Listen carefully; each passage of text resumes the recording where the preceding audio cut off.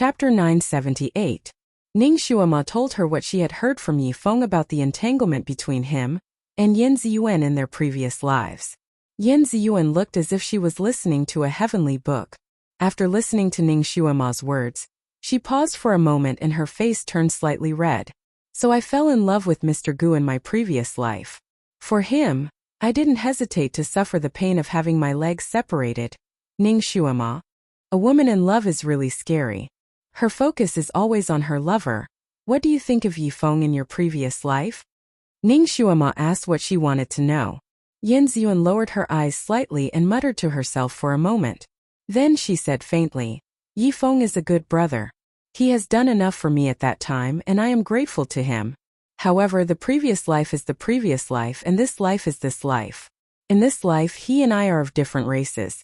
I only hope that he will not disturb me again. At this point, Ning Xuema had nothing else to say. She chatted with Yin Ziyuan for a while longer before she left. Before she left, Ning Xuema did not forget to unseal Shi-Er's acupoints and return everything to normal. She flew out and met up with Shan Juli. How is it? Shan Juli pulled her to sit on the roof. Ning Xuema shook her head. She is willing. I can't see anything strange. Shan Juli's eyes flashed slightly. He held her hand and said, since that is the case, you can let go. Let's go. Ning Xuema thought for a moment. Wait. She glanced at a dark corner and paused for a moment. Then she waved her hand in that direction.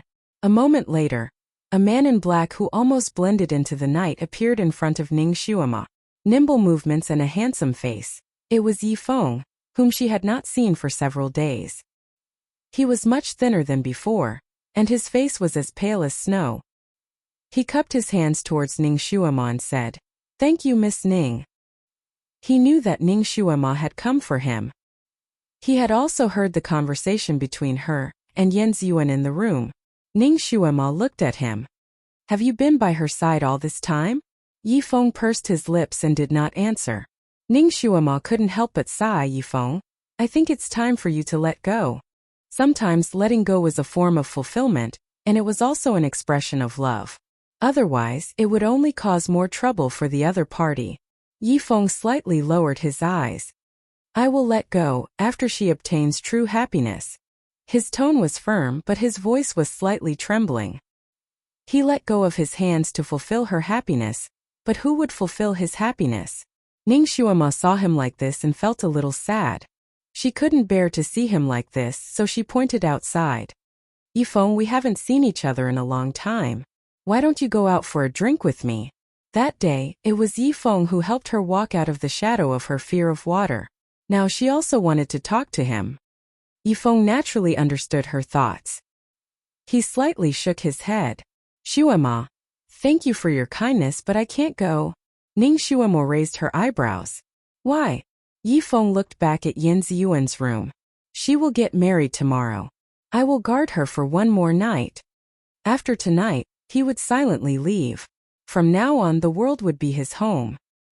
He would wander the world and never return to this sad place. He would only bless her from afar, and would not cause her any more trouble. Ning Xuema heard him say this and did not want to force him. She sighed and was about to say goodbye when Shan Juli, who had been invisible, suddenly appeared and said lightly, There is something strange about this. Chapter 979. His sudden appearance startled Yi Feng. He took a step back and asked, You are Mr. Han? Shan Juli was currently wearing Han Shanyue's attire. Yi Feng had seen him from afar before, so he recognized him. Shan Juli glanced at him and grunted in response. Ning Xuema immediately grabbed his sleeve and asked, Guru, what's so strange about this? She had been talking with Yin Ziyuan for so long, but she didn't find anything strange. How did the guru find out?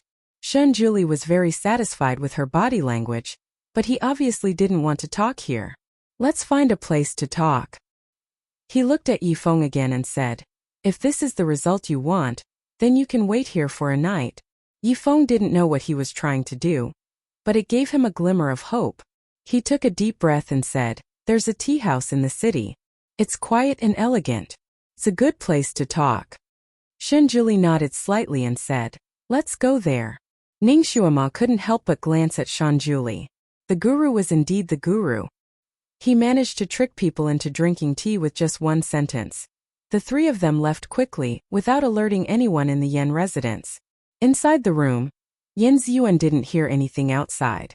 After sending Ning Xuema away, she sat at the table in a daze for a moment. These days, no one mentioned anything about Yi Feng to her. She just subconsciously felt that she hated him. Especially after hearing about her father, her disgust for him doubled. This time, Ning Xuema's words made her understand some things. She felt that her hatred for Yi Feng didn't change much, but she didn't know why. But when she heard his name, her heart ached. Especially after Ning Xuema told her about her past life, she felt even more upset. An inexplicable bitterness surged in her chest. It made it hard for her to calm down. Her fingers once again stroked the wedding dress and phoenix coronet. Tomorrow she would be Xian's bride. Being able to marry big brother Xian was the greatest happiness in her life. As for other people, it was better not to think about them. At the same time, inside the Gu mansion, there was a big red 11 character, a big red lantern, and an endless stream of servants and officers. The entire Gu mansion was preparing for the wedding tomorrow. It was destined to be a sleepless night. Gu Xian sat alone in the bridal chamber. He touched the quilt on the bed, and then touched the curtains of the bed. Tomorrow he would be able to marry her. He would finally be able to have her. He only knew the pain when he lost her. After she resolutely let go, he realized that he actually loved her and had always liked her. He thought that he had no fate with her in this life, but he never thought that there would be a day when he would see the light at the end of the tunnel. Tomorrow, she would go through the wedding ceremony with him. She would sit on the wedding bed, waiting for him to remove her veil, drink wine with him, let him take off her hairpin, hold her hair with him, and enjoy the pleasure of being intimate with him on this bed. He would be gentle with her, pamper her, love her, and make her heart return to him. "Young master, Miss Rongyan is here." A servant outside reported. Gu Xian woke up from his daydream and slightly frowned. What is she doing here? After thinking about it, he still walked out. The wedding hall had already been decorated beautifully and magnificently. Although Gu Xian wasn't from a rich family, Mayor Yen was. He didn't want his daughter to marry in a shabby manner, so he secretly sent Gu Xian a batch of silver to make sure that the wedding ceremony was beautiful and grand. Chapter 980. Gu Xian naturally also wanted to give Yin Xian the most unforgettable wedding. He initially felt that he had lost face and didn't want to accept the money sent by his future father-in-law, but Lord Yan's words made him change his mind. Ziyuan will recover in the future. At that time, although what's done can't be undone, if your wedding is too shabby, it will inevitably make her feel worse. It's better to do your best to make it grand. First, it won't be a disgrace to her. Second, when she recovers, she will think of the wedding you prepared for her today, and know that you are full of feelings for her. Her heart will be a lot better. She loves you, and it will be easy for her to fall in love with you again in the future. It was these words that made Gu Xian harden his heart and accept the money from his future father-in-law. He would do everything he could to make a big deal out of it. Of course, he also wanted to save face. He didn't want to be laughed at for living off a woman, so he wrote an IOU to his father-in-law. In the future, he will have to pay back the money. Lord Yen knew that his future son-in-law was proud and arrogant, so he accepted the IOU. In his heart, he planned to prepare more dowry for his daughter, so that his daughter won't suffer when she marries him. As for Gu Xian having to take Rong Yan as a concubine, Lord Yen didn't think it was a big deal. After all, which man doesn't have 3 wives and 4 concubines? What's more, this Rong Yan is his adopted daughter. As long as his baby daughter becomes the legal wife, he can be relieved of one of his worries. Because the father-in-law and son-in-law reached an agreement, the wedding was exceptionally grand. From the layout of the wedding hall to the arrangement of the wedding procession, to the printing of the invitations, every process strived to be perfect and luxurious. For example, the wedding hall at the moment was decorated magnificently, comparable to a luxurious palace. At the moment, Rong Yan was standing in the wedding hall. Her eyes were filled with anger and envy. When Gu Xian came, she rushed over with grievance. "Brother Xian." Gu Xian faintly frowned and supported her. "What's wrong?" Rong Yan looked at him with tears in her eyes. "Brother Xian, in 3 days, Rongyan also wants to have a wedding like this, Gu Ziyan frowned. Nonsense. Taking a concubine was just a matter of carrying a small sedan chair over. At most, they would perform the ceremony in the side hall, and that would be giving her enough face. She still wanted the same wedding ceremony? How could this be? Brother Ziyan, this is unfair to Rongyan. Rongyan's tears immediately fell. If my father was still alive, he would never let his daughter suffer such grievances. Gu Ziyan was annoyed by her crying, but he couldn't scold her. He could only coax her with a soft voice. Rongyan, there is no concubine in this world. People will criticize you. In fact, the wedding is just a formality. The most important thing is the husband's love for you. After you marry me, I will spoil you as much as I spoil her. I won't let you suffer too much. But in 3 days, Rongyan will have to kneel down and offer tea to her. I'm not willing. It's just a kneel, that's all. Ziyuan is a woman with a strong sense of righteousness. She won't let you suffer too much, and she won't embarrass you either. At most, you can kneel to her when you marry into the family. You don't have to do that in the future. You two are sisters, and in the future, you should live in harmony with each other in the Gu residence. Rongyan pulled his sleeve. Brother Ziyan, in the future I want to be your co-wife. I don't want to be suppressed by her.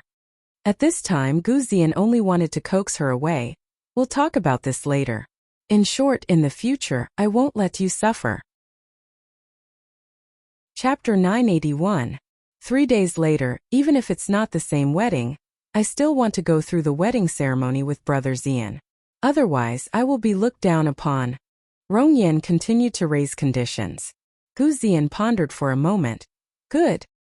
He and she will go through the wedding ceremony in the side hall. It's not worth anything. Just as he finished the word good, he suddenly seemed to be aware of something.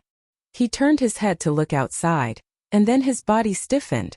Yin Ziyuan was standing at the entrance, looking at them in a daze. Her face was slightly pale, and her red lips were tightly pursed. Obviously, she heard the conversation between Gu Ziyan and Rongyan. Gu Ziyan's heart sank. Ziyan, why are you here? He was about to walk over quickly. Rongyan threw herself into his arms, hugging his waist. Ziyan Gij, I'm a little dizzy. She looked like she would fall down at any time. Gu Ziyan had no choice but to support her. You were fine, why are you dizzy again? He was afraid that he would neglect Yin Ziyuan, so he hurriedly asked her, Ziyuan, is there something wrong? You sit down first. Yin Ziyuan looked at them hugging each other, slightly drooping her eyes. Nothing, I just came to see. If there's nothing else, I'll go first. She strode out. Gu Ziyan was afraid that she would be sad, hurriedly said. Ziyan, you wait, I have something to say to you. Yin Ziyuan stopped but did not look back. What do you want to say? Are you angry? Oh, no. Yin Ziyuan replied with 2 words. She thought she would be angry and jealous. But no, she didn't feel jealous, she just felt a little tired. Perhaps she already knew that Rongyan and herself would serve the same husband, so she subconsciously accepted it? She said to herself. She suddenly came here because she felt a little uncertain about her own feelings. She wanted to see him to make her mind firmer, but she didn't expect to see this scene. Was this the kind of life she wanted to live? She was jealous of this woman in the back residence. Just thinking about this kind of life made her feel vexed. Gu Ziyan wanted to stop her, but Rongyan was wrapped around his body. He couldn't get away, so he could only watch her leave. Forget it. After the wedding ceremony with her tomorrow, he would coax her properly during the wedding night. After all, women were all made of water and were very easy to coax. He looked at the face beside him, and his head started to hurt. 2 women were enough to make him feel like he was in a terrible fix. How did those men with multiple wives deal with all this? With great difficulty, he managed to send Rongyan away. He breathed a sigh of relief. Just as he was about to go to the housekeeper to see if he had missed anything, a shadow flashed in front of him, and a person appeared out of nowhere. That person was wearing a black robe and a ferocious mask on his face, making it impossible for others to see his face. This person appeared out of thin air on a chair in the hall, lazily looking at him. His deep eyes fell on him, and with a smile that wasn't a smile, how does it feel to see 2 women fighting over you? This person's voice has obviously been specially processed. It was slightly hoarse, but it was extremely pleasant to listen to, with a taste of ecstasy. Gu Ziyan was a little surprised and hurriedly saluted him. "Benefactor, what brings you here?" "I came to see you," the person lazily said. "And also to retrieve the thing that this lord and you agreed on." Gu Ziyan's face slightly changed and he paused. "Benefactor, forgive Ziyan for asking, but after Benefactor took away Ziyan's Guqin soul, will Ziyan not be able to play the Guqin anymore?" The person's eyes flickered slightly. "Why? Do you regret it?" Chapter 982. He smiled coldly. "I never force people. It's not too late for you to regret now. I don't need your Guqin soul, but I will immediately remove the curse on Yanziyun.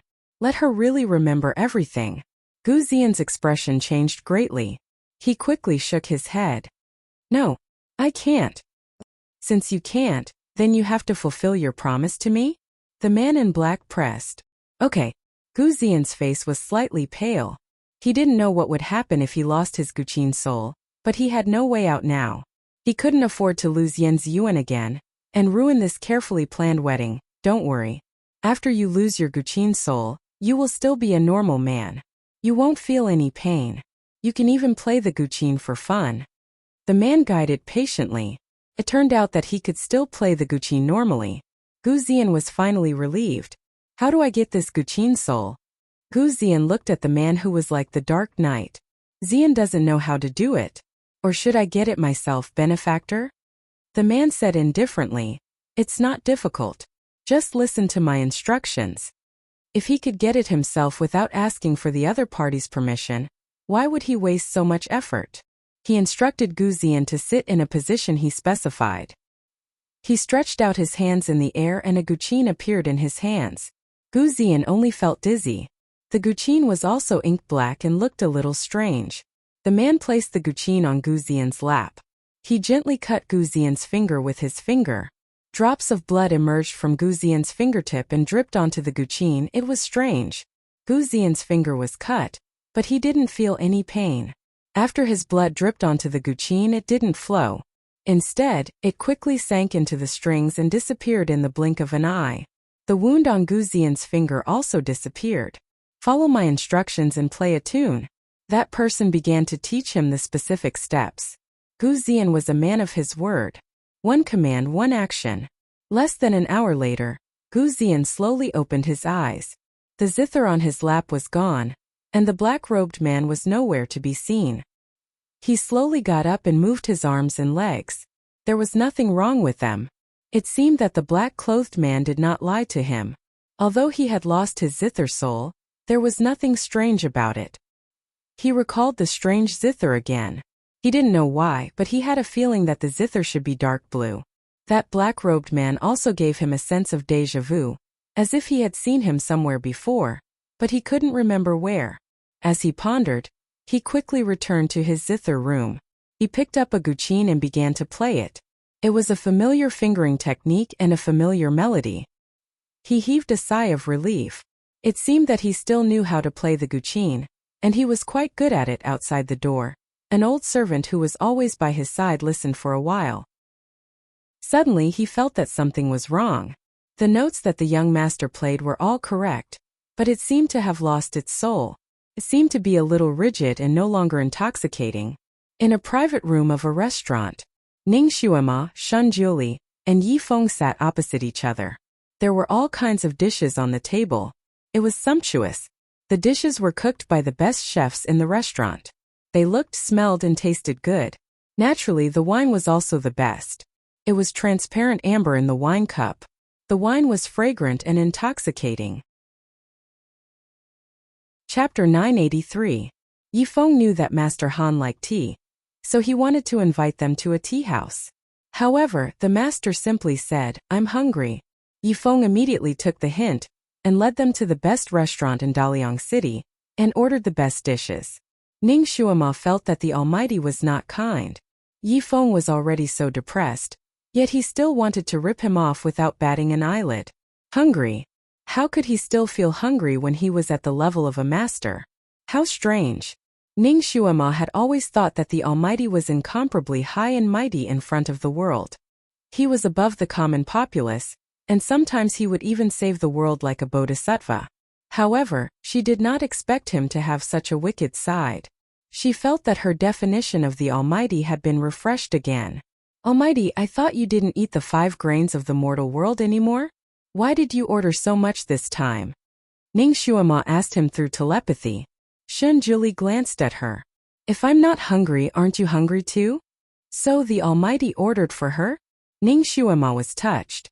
She was indeed hungry, but there were too many things to do after coming here, so she did not have time to think about it. She glanced at the dishes on the table again. Indeed, 9 out of 10 dishes were her favorite. However, why was there a table full of more than 20 dishes? She would be full even if she tasted all of them. Master, where are you? Wow, I'm so tired from rushing here. Kiran's panting howl sounded in Ning Xuema's mind. Apparently it had just arrived. It was 4 hours later than Ning Xuema and the rest. Ning Xuema told it the address. After a while, Kiran barged in amidst the exclamations of the diners downstairs. It was in such a hurry that it was covered in sweat.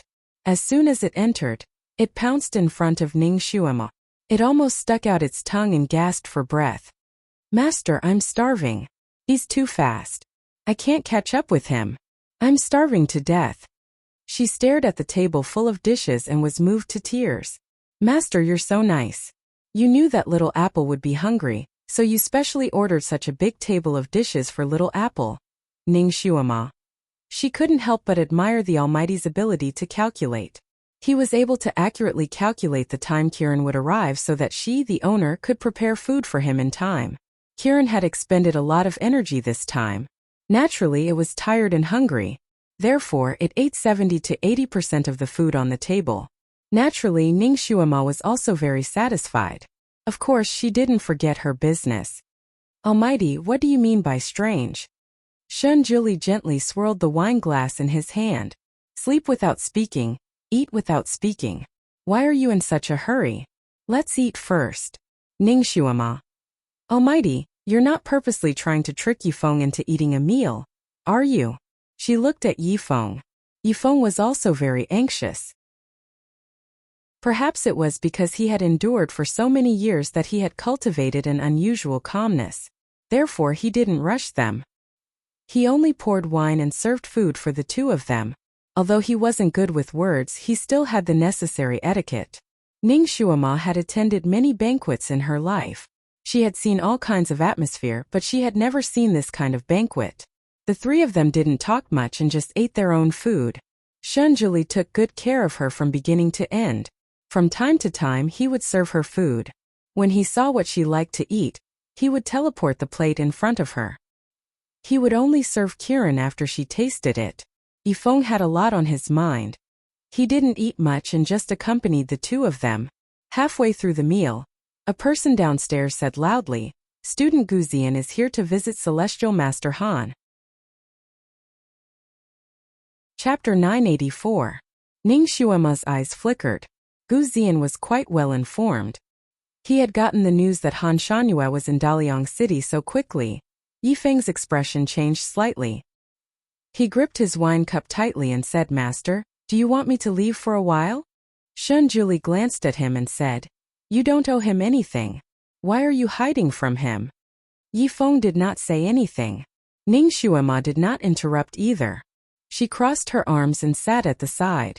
Although she had not guessed Shun Juli's motive, she could tell that he wanted to interfere in this matter.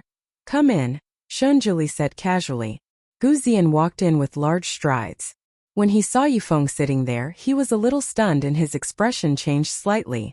A hint of guilt flashed across his eyes, but it quickly returned to normal. He bowed respectfully to Shun Juli. He had personally come to deliver the invitation to Master Han and Madame Ru to attend his wedding tomorrow. Shun Juli sat there and looked at him. He raised his wine cup and took a sip. He said casually, I am not interested in attending other people's weddings. Guzian naturally opened his mouth and begged. Master Han was of noble status. Since he had come to Daliang City, as the son-in-law of the city lord, he had to come and deliver the invitation. Guzian did not have much confidence when he came. After all, everyone knew that Master Han was famous for being difficult to invite. Master Han could refuse, but as the host, Gu Ziyan could not refuse. Of course it was fine if he could not invite him. If he could invite him, it would add a lot of color to his wedding. Therefore, he was very sincere when he invited the other party to join him. Just as he was about to break his lips, Han Shangyue glanced at Ning Shuima. Ning Shuima was also a quick-witted person. She immediately said, Guru Yanzian and I have some friendship. For my sake you should go. Shun Juli seemed to be moved. He said lightly, it's not impossible to make a trip there. Gu Ziyan glanced at the wine jug. The wine jug flew up on its own and filled up a cup in front of Gu Ziyan. That depends on your sincerity. Gu Ziyan was overjoyed when he heard that Ziyan was relieved. He immediately raised the wine cup in front of him and said, Master, Ziyan is sincerely inviting the two of you. Ziyan will drink this cup as a sign of respect. I was just about to drink it. The two of you? Shun Juli repeated with a faint smile. Gu Ziyan was also a smart person. He immediately understood what Han Shangyue was trying to say. After a slight pause, he could only say, it's a slip of the tongue. The three of you, it's the three of you. Yi Feng's expression changed slightly. Personally attend the wedding of his sweetheart? He was not prepared for this yet. He was about to subconsciously refuse when Ning Shuima glanced at him. Yi Feng's heart skipped a beat. He endured it and did not speak. Shun Juli said lightly, this is the prince of the shark men. Are you only going to say a few words of greeting? Now that things had developed to this point, Gu Ziyan had no way out. He could only say, so young Master Yi is the prince of the shark men. Previously, young Master Yi lowered himself to be a secret guard in front of my wife. This Gu was also negligent. I apologize to you here. His words were like a needle hidden in silk floss. On the surface he was apologizing, but on the inside, he was mocking Yi Feng's behavior of being a secret guard in front of Yan Ziyuan. Ning Shuima could not help but glance at Gu Ziyan. She originally thought that this person had a bit of a scholar's pride and loftiness. She did not expect him to be so experienced in the ways of the world. He did not lose out to a wily old fox in the Jianghu, and had a bit of a Philistine aura. Chapter 985. Him calling Yan Ziyuan wifey in front of Yifeng was clearly a kind of warning and also a declaration of possession. The provocation was still very strong.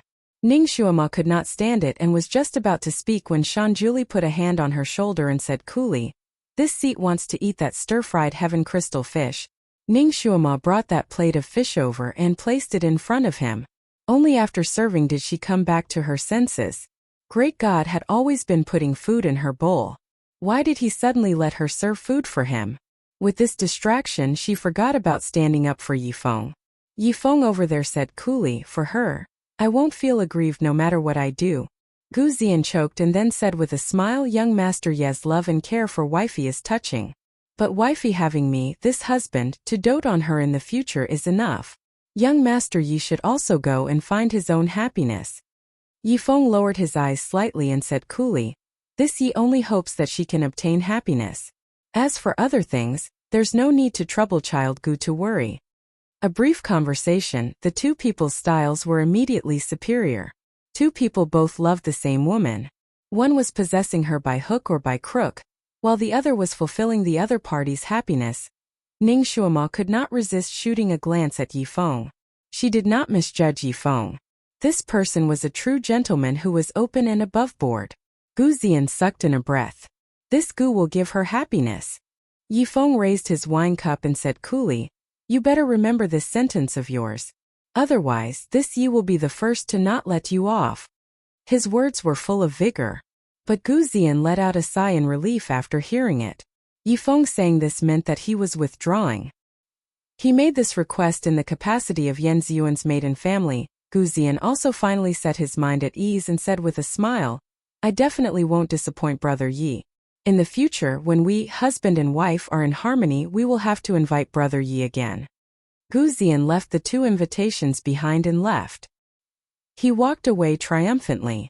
Being able to invite Gu Ziyan as a guest at his wedding would definitely spread throughout the entire continent in the future. Then, Gu Ziyan's fame would also rise, and his title as the Zither Saint would become even more resounding and bright. Naturally, He would not be able to escape the glory, splendor, and wealth that he deserved. A vile character intoxicated by success. The little Qilin commented after Gu Ziyan left. Ning Xuema frowned slightly. She felt that Gu Ziyan seemed to have changed. Originally, he had a pure and noble aura about him, but now that they met again, that aura had disappeared without a trace. Instead, it was filled with the aura of a merchant. If Yan Ziyuan really married him, would she really be happy? Ning Xuema deeply doubted this point. She looked at Yifeng and then thought about Gu Ziyan. She could not help but sigh. Was Yan Ziyuan that girl blind? She held a fisheye in her arms like a treasure, but gave up a real pearl. Yifeng, are you really going to give up? Ning Xuema felt unreconciled for Yifeng. If Yifeng had lost to a super outstanding person, then it would have been fine. But to lose to such a person, even she felt aggrieved for him. Yifeng slightly clenched his fists. He also did not want to give up. He also felt that it was not worth it for Yan Ziyuan. But Yan Ziyuan liked that man. What could he do? He did not want to force her to do anything. He lowered his eyes and did not say anything. Who you like is not a problem of compatibility, Shun Jili suddenly said. His words were the truth. After saying this, he faintly glanced at Ning Xuema. Ning Xuema originally felt that his words were very reasonable, but when she saw him looking at her, she immediately became suspicious. Chapter 986. Did he think that the two of them were not compatible? TSK, even if their identities were a little unsuitable, but wasn't she improving at a rapid pace? Was there anyone else in the world who improved as fast as her? She had potential, she was a dark horse. If she cultivated for a few thousand years, she might even be more powerful than him. She turned her head and looked at him with a faint smile. Even if you like him, you can give up if you don't think we're compatible. Did he think she cared? Her luck with men was extraordinarily good. You can't give up, it's best if you like him. Shun Jili poured wine for her. Be good, try this, it suits your taste. He then peeled a crab and placed it on her plate. Yifeng, the cold and aloof Master Han Shangyue, was actually serving a girl like this, and it was so smooth that it didn't seem out of place at all. Master Han Shanyue's possessive attitude towards Ning Xuema could be seen even by a blind person. Looking at Ning Xuema's attitude, it was obvious that she also liked this master. This feeling of mutual affection was so good. He actually wanted to serve someone like this, and he also wanted to put that person in his hands and dote on her, but it was a pity that that person was still ruthless towards him. He could only let go and fulfill her wish. Guru, you said that there was something strange about this matter. What was strange about it? Can you tell me now? Ning Xuema asked after eating and drinking to her heart's content. Yan Ziyuan was cursed by someone, Shun Jili said slowly, but it had an earth-shattering effect. Yifeng's hand trembled and he suddenly looked up. She was cursed? What kind of curse? Ning Xuema also raised her eyebrows in surprise. She was a doctor and was good at treating difficult and complicated diseases, but she was a layman when it came to curses. What kind of curse? The twin life curse. Shun Jili said lightly, the person under this curse will be dead set on liking the person under the curse, regardless of any gains or losses. Even if the person deeply hated that person, once under the curse they will still like that person. If the curse is not broken, their liking will not change. You're saying that Yan Ziyan was under Gu Ziyan's curse? He actually knows this kind of mysterious martial arts? Ning Xuema's eyebrows raised even higher. Yifeng shook his head. I've observed Gu Ziyan for 3 years, so I'm very clear about his background. His psychokinesis is not bad, and his talent in the art of music is extremely high, but the rest is sloppy and ordinary. He shouldn't have such mysterious and profound martial arts. Who said that Gu Ziyan was the one who cast the curse? He doesn't have that ability. To practice this technique, one needs to be at least at the 9th level of the earth rank. Gu Ziyan is only at the 6th level of the human rank. Naturally, it wasn't him who did it. Then someone is helping him. Ning Xuema immediately thought of the key question. That's right. The method of using this curse is quite complicated. The real caster will pass this curse to Gu Ziyan, and then transfer the power to him behind his back, allowing him to quickly cast the curse on Yan Ziyan. Once the curse succeeds, the real caster will withdraw the power. So, the reason why Ziyuan is so dead set on Gu Ziyan is because of this curse? Yan Ziyuan hasn't been under this curse for a long time. It should be less than 20 days. Shun Zhili's eyes were like torches as he mentioned the date. His gaze fell on Yifeng. As for before, it's because of her true feelings, her true liking. She also liked Gu Ziyan before. Ning Xuema and Yifeng both knew this. Yifeng smiled bitterly. I don't quite understand. Ziyuan originally liked him. Isn't it unnecessary for him to use this curse? Chapter 987. Shun Zhili raised his hand and took a sip of tea. We can only find out after the curse is broken. Ning Xuema clapped her hands and said, maybe she used to like Gu Ziyan, but later realized that he was actually a scumbag and didn't like him anymore? Sai, that doesn't seem to be entirely right. I heard that Yan Ziyuan tried her best to save Yifeng. How could she immediately put Yifeng's matter aside after being hit by this curse and happily get married? Wouldn't she be puzzled by her previous actions of trying so hard to save him? Part of her memory seems to have been erased. Shun Zhili said again. I'm afraid she doesn't remember that she was in a hurry to save Yifeng. Ning Xuema was surprised. Memories can be erased? Who has such a perverted ability? Shun Zhili was speechless. He didn't say anything, but he suddenly had a bad feeling in his heart. It seemed that he did have such a perverted ability, and he had used it on her several times. Fortunately, Ning Xuema's attention quickly shifted. It seems that Ziyuan might have fallen in love with someone else, so Gu Ziyan had no choice but to use such a wicked method. Is there a way to break this curse? Shun Zhili said. This curse won't last for too long, at most half a year. After half a year, the curse will be broken. Ning Xuema was speechless. After half a year, it will be too late. By then, Ziyuan might even have a baby. What's done can't be undone. No matter how much she hates Gu Ziyan, there's nothing she can do. She can only be depressed for the rest of her life. Yifeng's eyes were burning.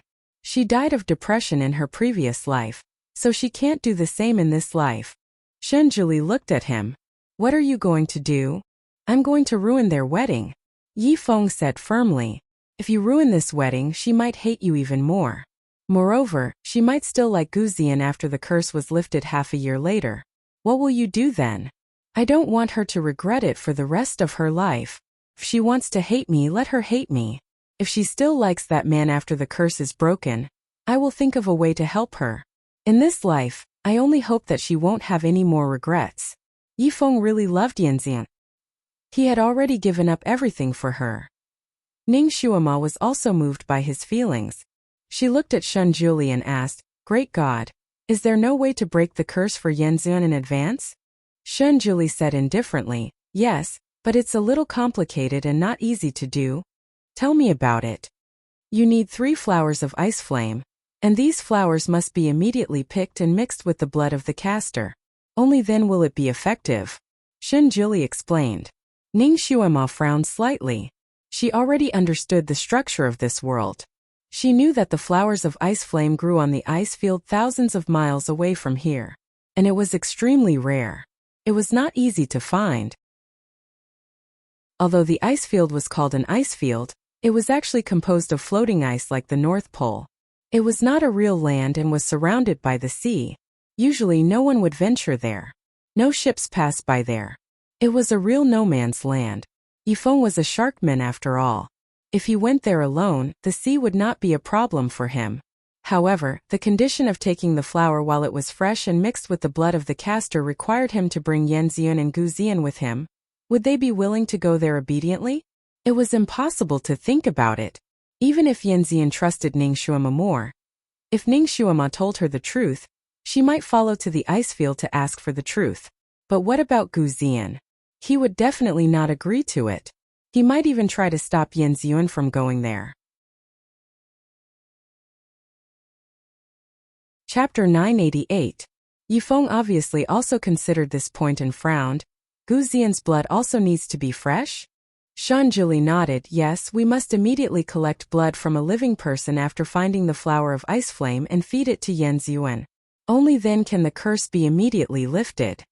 Yifeng clenched his fist and said, Then I'll just kidnap Gu Ziyan. His kung fu was much better than Gu Ziyan's.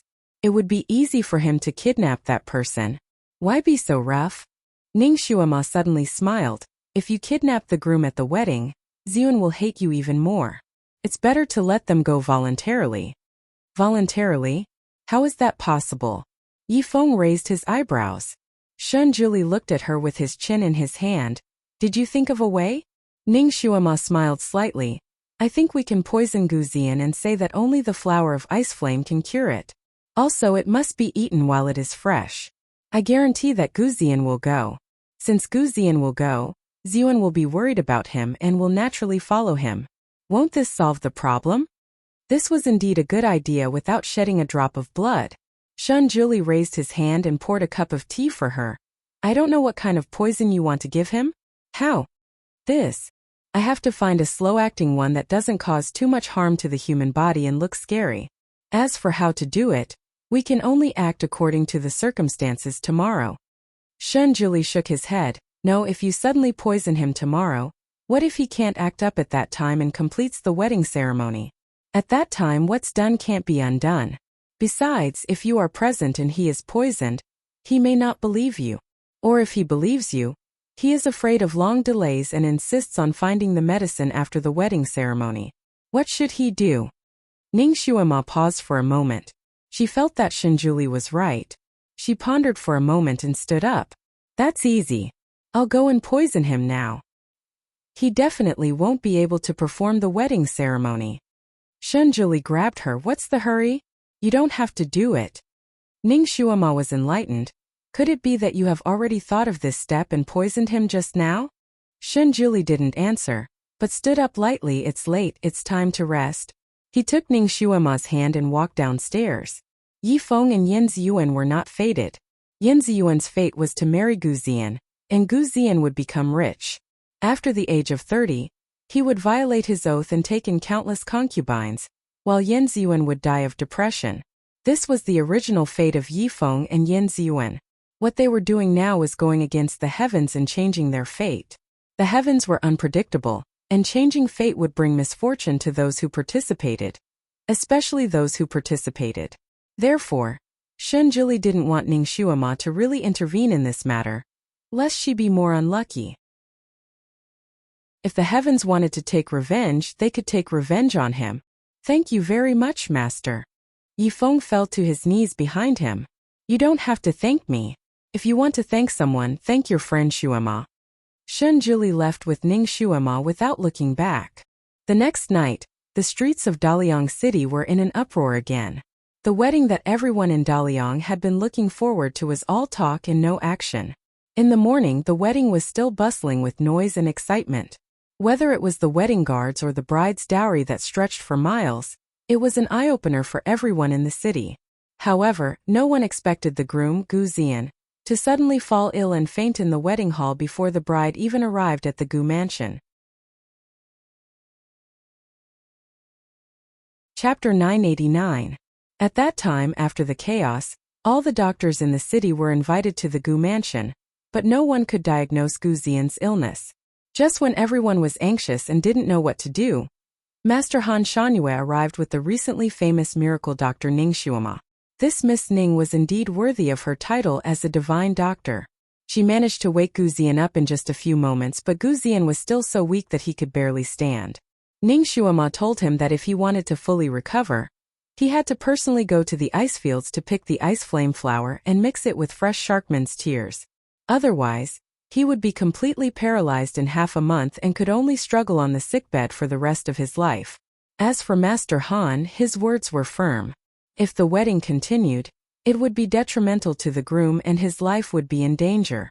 Unless the date was changed. No one doubted Master Han's words. City Lord Yen also didn't want his daughter to become a widow right after getting married. So he begged Master Han to find another auspicious date. Master Han wasn't easy to beg. If it wasn't for Ning Shuama's face, he wouldn't have said what he said just now. The more he said, the more City Lord Yen believed him. In the end, he almost knelt down and begged on behalf of his daughter.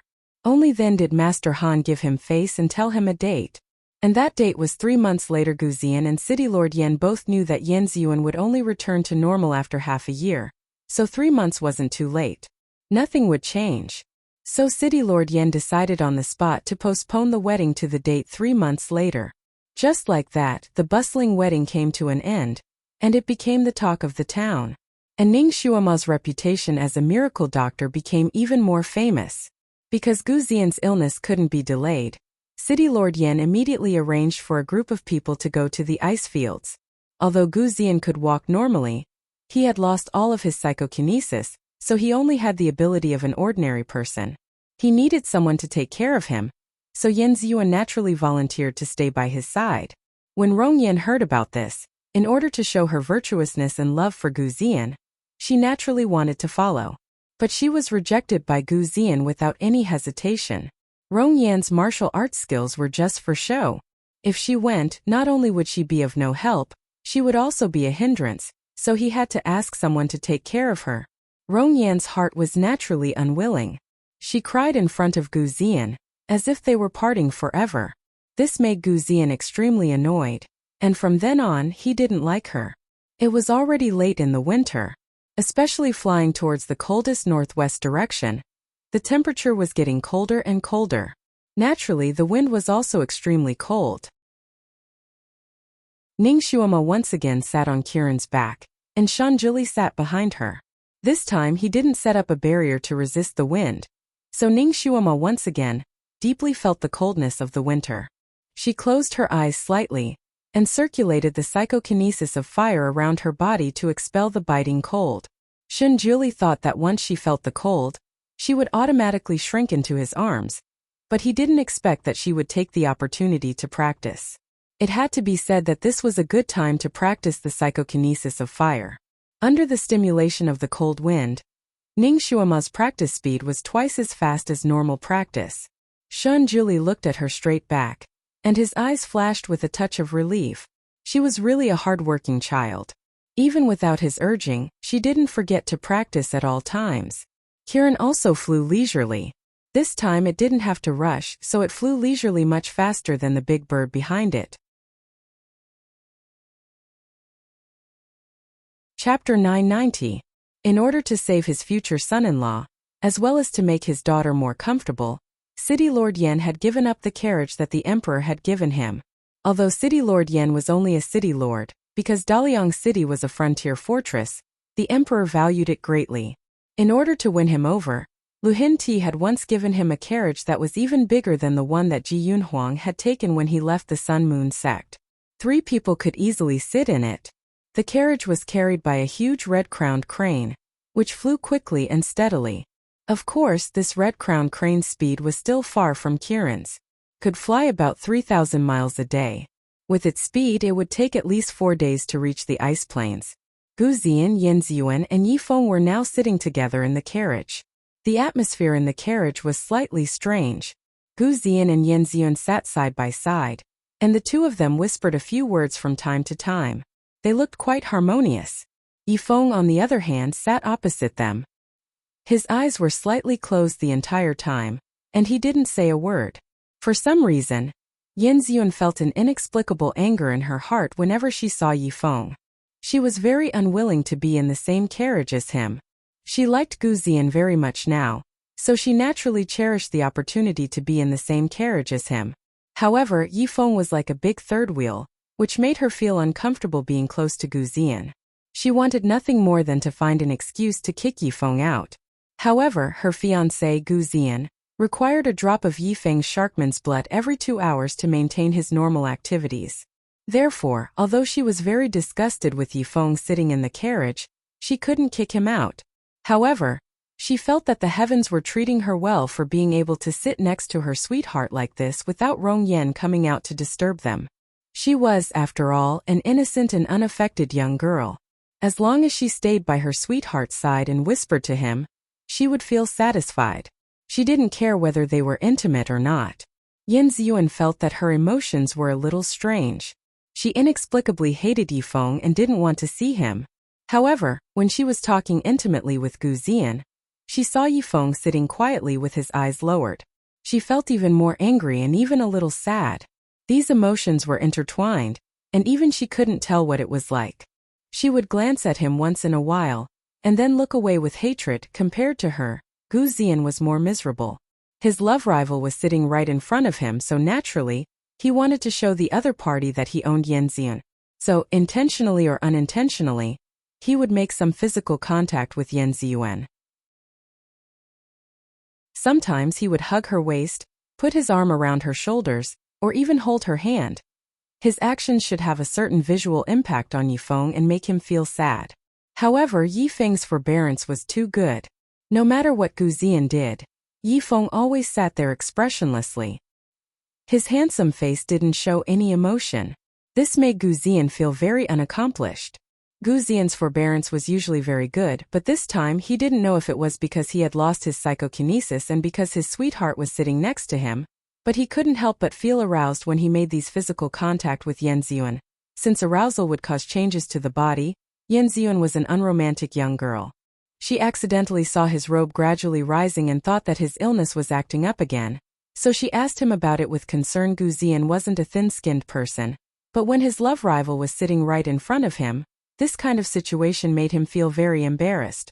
In shock, the part of his robe that was raised went back down. Chapter 991. Men were like that. The more secretive and untouchable a place was, the easier it was for them to get aroused. Even though he knew that he shouldn't do this, his second brother still couldn't help but raise his head again and again. Then he held it back again and again. After a few times he couldn't take it anymore. He was afraid that he would be stimulated to the point that he couldn't be a real man in the future. Therefore, he didn't dare to be too intimate with Yan Ziyuan anymore, and became a gentleman. He talked to Yan Ziyuan politely and didn't even dare to hold her hand anymore. As for Yifeng, although his eyes were closed, he could still hear every movement of the two people in front of him clearly. When he was sitting in the carriage, he was prepared to face their intimacy. Although he was calm on the surface, what about his heart? He smiled bitterly in his heart. It turned out that no matter how prepared he was, his heart would still hurt when he saw his sweetheart being intimate with another man. On Kiran's back, as the weather became colder, Shanjuli set up a wizardry barrier to cover himself and Ning Shuama. As soon as he finished setting up the wizardry barrier, Ning Shuama, who had been sitting there, fell into his arms unceremoniously. "I'm so tired." Shanjuli hugged the beauty in his arms and was in a good mood. He felt her pulse and felt that her fire psychokinesis had increased a little. She was indeed a genius. She was more talented than any of his disciples. He wasn't wrong about this disciple. Of course, his taste in choosing a wife was even better. Only she was worthy to stay by his side and laugh with him. With her by his side, he never felt bored again. He lowered his head and planted a kiss on her forehead, right on top of her cinnabar mole.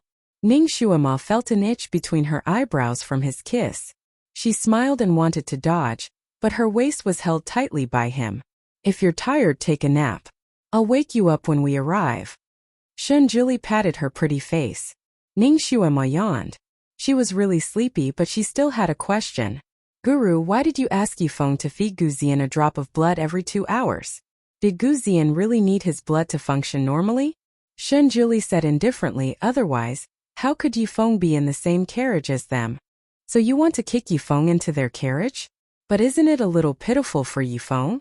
He has to watch those two get intimate." Ning Shuama could imagine the scene inside even if she used her toes to think. She felt a little sad for Yifeng. With Yifeng there, they won't go too far. "I'm doing this to protect your friend's innocence." Ning Shuama was speechless. That's true. If those two were allowed to stay in the same carriage with Gu Ziyan's temperament, he might take the opportunity to get Yan Ziyuan. What's done can't be undone. So before everything was clear, it was better for Yifeng to stay there. As for his feelings, he would suffer for the time being. At least he still had a glimmer of hope, right? "Guru, what you're doing is changing their fate, right? Look, after Yifeng and Yan Ziyuan's fate is changed, will they be fated?" This was what Ning Shuama was most worried about. Shanjuli shook his head slightly. After changing fate, their fate will become chaotic and develop in an unpredictable direction. Whether they are fated or not will depend on themselves. I can't predict it. So this was the effect of changing fate. Ning Shuama stopped talking. After a long silence, she suddenly asked, "If you help them change their fate, will it affect you?"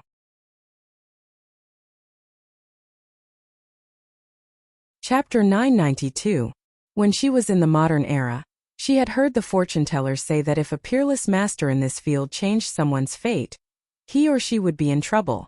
Therefore, in the spiritual realm, changing someone's fate was a big taboo. No one was willing to take this risk. Shunjuli ruffled her hair and replied, "You're overthinking it. Let's sleep." The little girl knew how to think for him. Not bad. The corners of his lips curled up slightly. He had lived for so long, but he had never really cared about anyone or anything. It was rare for him to care about someone so much. Naturally, he was willing to do something for her. Besides, it was not like he had never done this kind of thing before. When he was bored and in a good mood, he had done a few things to change someone's fate. Indeed, he would be punished by the heavenly Tao. However, those punishments were nothing to him. He could deal with them easily.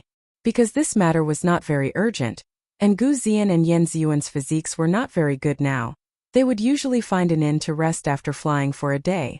Gu Zian originally wanted to share a room with Yan Ziyuan, but Ning Shuama easily broke his fantasy with one sentence. "Ziyuan, you and child Gu are not married yet. I will share a room with you." Yan Ziyuan still did not understand the matters between men and women. She was still worried about Gu Zian. Zian's body is weak. He needs someone to take care of him. It's just a nap. He's just a little weak. It's not like he can't take care of himself. Why would he need someone to take care of him? Besides, child Gu is a famous gentleman. If you two live together without marriage, people will criticize you. Don't you think so, child Gu? Ning Shuama's words completely cut off Gu Zian's thoughts. He could only cough and agree with Ning Shuama. "Very well. Then you're tired too. You and Madame Ning should rest early." Thus, the two women shared a room, while the other three men each had a guest room, sleeping separately. Ning Shuama was indeed tired. Not long after she lay on the bed, she fell asleep. She had another night of messy dreams. When she woke up the next day, she was pleasantly surprised to find that she actually remembered some of her dreams. Of course, she only remembered a few vague bits and pieces. For example, she vaguely remembered that in her dream, a fox demon had willingly agreed to be the mate of a man in white who had a very high status. However, because she had never done this kind of rough work before, she appeared clumsy and clumsy. Not only did the white-clothed man not enjoy her service, he also had to frequently serve her. Because the man in white was a perfectionist, he couldn't bear to see the people around him with disheveled clothes or messy hair. So he often helped her tie up her hair and dressed her up beautifully. He also couldn't bear to see her spoil his fish. She clearly loved to eat fish. Every time he cooked, she would watch from the side. Originally, the white-clothed man cooked the fish for himself. Later on, he couldn't bear to see her greedy look, so he simply cooked for her and won a few praises from her. Of course, the white-clothed man didn't buy her praises. He would use his poisonous tongue to mock her, making the little fox demon choke on her words. The white-clothed man's cooking seemed to be a hobby that came occasionally. He didn't cook often. However, the little fox demon was a picky eater. She liked the fish he cooked and often pestered him to cook for her. Perhaps it was because the fish he cooked had people who liked it, which made the white-clothed man feel a sense of accomplishment. So when the little fox pestered him, he would cook for her a few times. The result was that she only ate the food he cooked. She couldn't eat other people's food.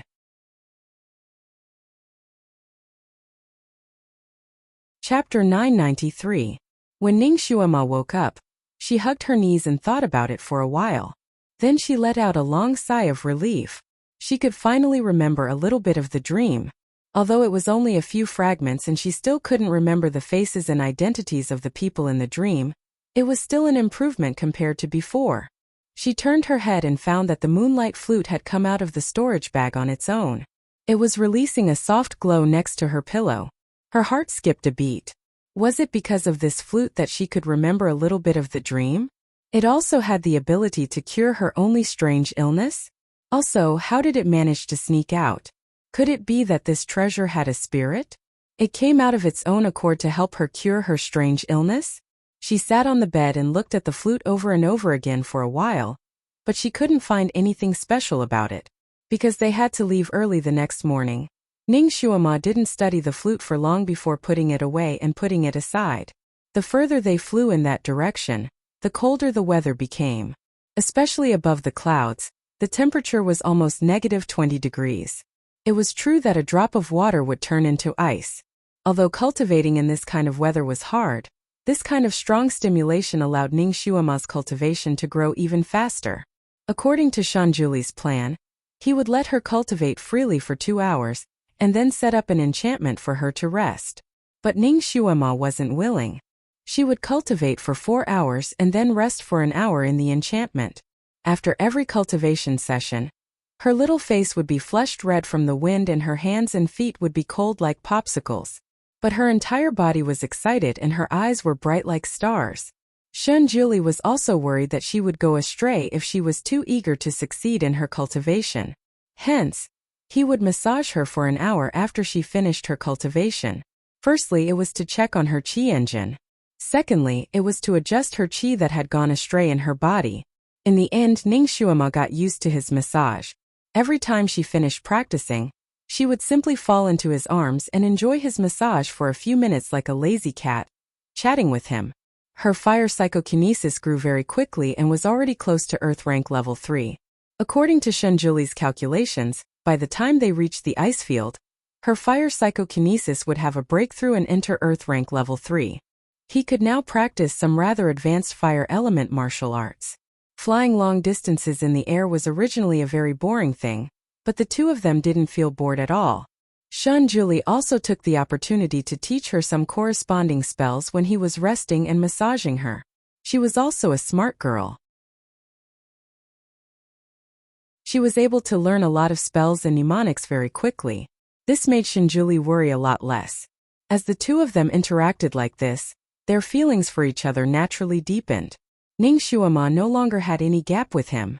When she lay in his arms, she didn't feel any psychological pressure at all. Even when he lowered his head to kiss her, she would hug his neck and respond to him, of course, because they were on Kiran's back. The two of them didn't kiss too much. Although Kiran's head was facing forward and couldn't see the scenery on its back, it could still hear after all. Furthermore, with the great deity on its back, the little Qilin also reaped many benefits. Whenever Ning Xuema was practicing, the great deity would give the little Qilin some pointers, allowing the little Qilin to benefit greatly along the way. This group of people traveled during the day and stayed at the inn to rest at night. Ning Xuema still had dreams. Sometimes she could remember a little of the dream, and sometimes she couldn't remember anything at all. She didn't take it to heart.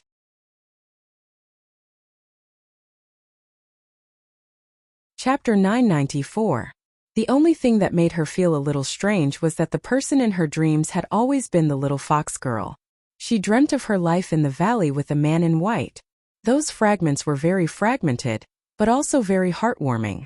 When Ning Xuema woke up, she felt as comfortable as if she had read a heartwarming novel. And every time she woke up from her dreams, she would find the moonlight flute by her pillow. Later on, she simply took the initiative to put the flute by her pillow when she slept, so as to avoid the trouble of it wandering out by itself. The further north they went, the colder it became, and gradually, there were no signs of human habitation. Especially in the last 2 days, the group flew over the ice sea, and below them were large pieces of floating ice. Naturally, there was no place like an inn to rest. Kiran was fine. It was a mythical beast, so it had strong endurance and endurance. It could fly for 2 days and 2 nights without any problem. But the strange red-crowned crane carrying Yifeng and the other two couldn't do the same. It had to rest after flying for 3 to 4 hours, and it also needed to eat to replenish its strength. So later on, when the group rested, they would find a large piece of floating ice to rest. The environment here was really like the Arctic Ocean in Ning Xuema's time. The floating ice on the sea was bigger than the previous one. The small ones were like boulders while the big ones were as big as an island.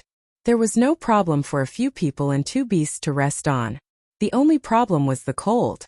Ning Xuema was still fine. She had trained for a long time while flying in the cold wind. Her body's strength had increased by a large margin, so her resistance to the cold was not ordinary. Therefore, when she rested on the ice floe, She didn't feel particularly cold. It wasn't hard to endure. Yin Ziyuan and Gu Ziyan couldn't do it. Gu Ziyan didn't have much psychokinesis left, and Yin Ziyuan's psychokinesis was only about human rank level 4. In this extreme cold, although the two of them were wrapped in thick fur robes, they still felt terribly cold. Gu Ziyan tried his best to endure, suppressing the desire to shiver. Although Yifeng was a sharkman who lived in the sea, the sharkmen lived in the warm Southeast Ocean. He also couldn't stand the extreme cold in the north. Fortunately, he had strong endurance and ability, so he could still walk in this extreme cold as if nothing had happened. He could also occasionally take care of the two people who were shivering together. But the two people didn't appreciate it, and didn't want to accept his care. So Yifeng could only dejectedly leave. On this day, the group rested on a floating ice island. Icicles were everywhere on the island, and each one was like a deep blue crystal. It was quite a spectacular sight. Because they were close to the ice field and it was the polar night, the sky was full of stars. Sometimes the aurora borealis flashed in the far north. The scenery was beautiful that couldn't be seen in the central plains. When Ningxuama was in the modern era, she had traveled all over the world, but she had never been to the North Pole or the South Pole. She didn't expect that after coming to this era, she would have the opportunity to visit a place similar to the North Pole. She felt that this trip was worth it, and was in the mood to enjoy the beautiful scenery. Every time they rested, Shun Juli would pull her to the other side to rest. He didn't sit with Yin Ziyuan and the others. The almighty storage space was always rich. Every time they rested, he would give her some hot food to replenish her energy. Kiran felt that it had worked hard and deserved a share of the food. But it didn't expect that as soon as it expressed its opinion, it would be kicked into the sea by the Almighty, who made it go catch fish in the sea to eat. Although Kiran was resentful, it didn't dare to say anything in the face of the powerful Almighty. It could only go catch fish in the sea by itself.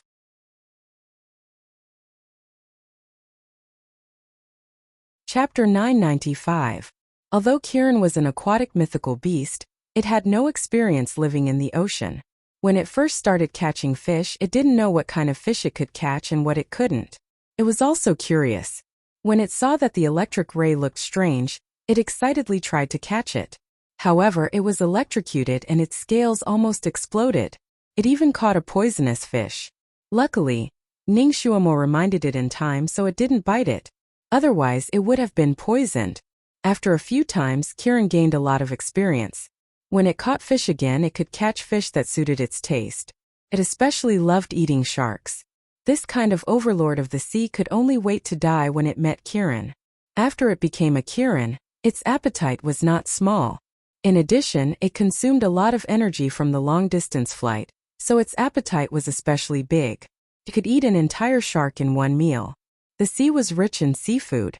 Not only could it catch itself to eat, but it could also catch a few big fish for the red-crowned crane and throw them in front of it as if it was doing a favor, so that it could fill its stomach. Kiran could quickly adapt to the climate here, but the red-crowned crane obviously couldn't. Every time it stopped, it shivered so much that its feathers were almost shaken off. Yin Ziyuan and Lin Yiqian naturally brought a lot of dry food, but they were all frozen and hard. It was very difficult to chew on them. Ningxuama wanted to share her steaming hot food with them, but Shun Juli stopped her and said lightly, "You can't give it to them." Ningxuama didn't understand. She looked at the Almighty, but the Almighty didn't intend to explain to her. She wasn't that obedient. Without saying anything, she strode over and wanted to share some of her steaming hot buns with them. She didn't expect that when she walked in front of them, the buns had turned into frozen buns. She tried to use her fire psychokinesis to heat them up, but she didn't know why it was in vain. The buns were still as hard as rocks. She had no choice but to walk back and look at the Almighty. "What spell did you use on the food?" Shun Juli sat there leisurely and said, "It's a spell that can only be used on you." "Alright, Almighty, you're a pervert." On the other side, Yin Ziyuan was wrapped in 2 layers of fur, but she was still extremely cold.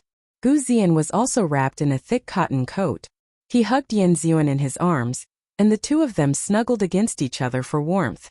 Yifeng was still dressed in a black robe. After sitting for a while, he raised his head and glanced at the two people cuddling together. Yin Ziyuan's little face was pale from the cold. Her little mouth was also a little blue, and her body was trembling slightly. It was obviously very difficult to endure. Yifeng's fingers tightened slightly in his sleeves. He really wanted to hold her in his arms and use Sharkman's original willpower to warm her. However, the hug she longed for was not him. Along the way, she was probably trying to avoid arousing suspicion. She almost didn't talk to him. She would rather stay beside Guzian and freeze like a cold signal bird than accept his care. As for Guzian, the only thing Guzian could do was to hold her in his arms. Yifeng stood up and looked around. Suddenly, he saw that there seemed to be a white, moving on a piece of floating ice far away. He was Sharkman and his eyesight was very good. After a while, he saw what the white dot was, a big white bear. Although bear meat wasn't delicious, it was hot. Roasting it would help to resist the cold. More importantly, this kind of bear lived in this kind of place, so the bear's skin must be very warm. The floating ice where the bear lived was quite far from here. If he wanted to hunt the bear, he would have to swim across a cold sea.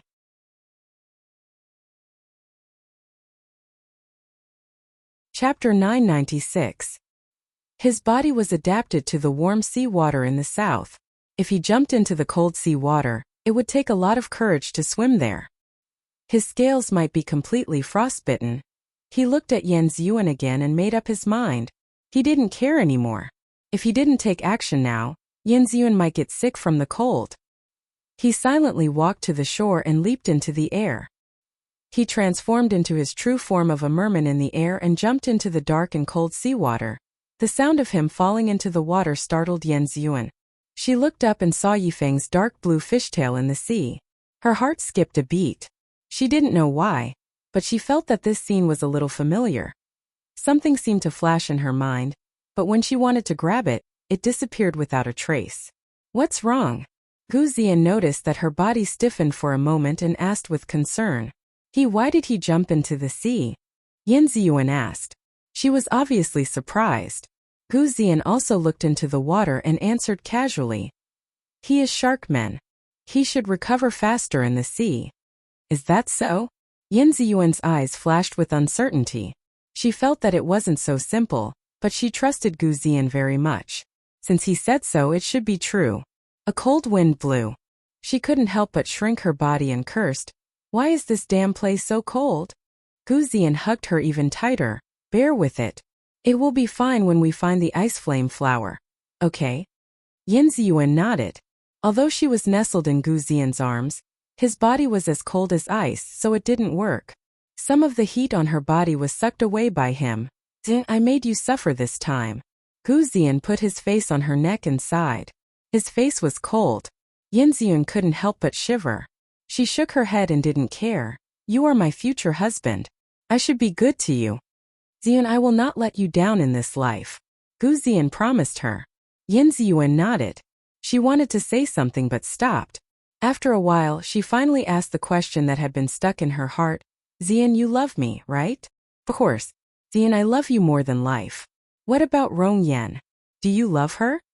Guzian was startled. He looked deeply at Yan Ziyuan. Why do you ask? Yan Ziyuan glanced at Ning Xuema's direction and sighed. Someone once told me that if you truly love someone, you would want to be with them for the rest of your life. You wouldn't be able to tolerate even half a grain of sand in your eyes. You won't allow a third party to come in. Guzian disagreed. Childish words.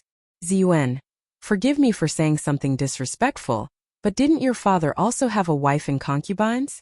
How many men in this world will only marry one woman? Yan Ziyuan's face changed slightly. Her mother loved her father very much. It was because her father married Rong Yan's mother that she died of anger. Now she seemed to be following in her mother's footsteps. Was she destined to be unable to get rid of the shadow of Rong Yan and her mother? Rong Yan's beautiful face flashed in her mind. She felt a little suffocated in her heart. She couldn't help but push Guzian's face to the side, slightly leaving his embrace. Guzian clearly sensed the change in her mood. He hurriedly hugged her tightly and coaxed her in a low voice. It's my mistake. I shouldn't have used father-in-law as a comparison. Don't worry, I don't love Rong Yan. She is just my responsibility. I will only love you in this life.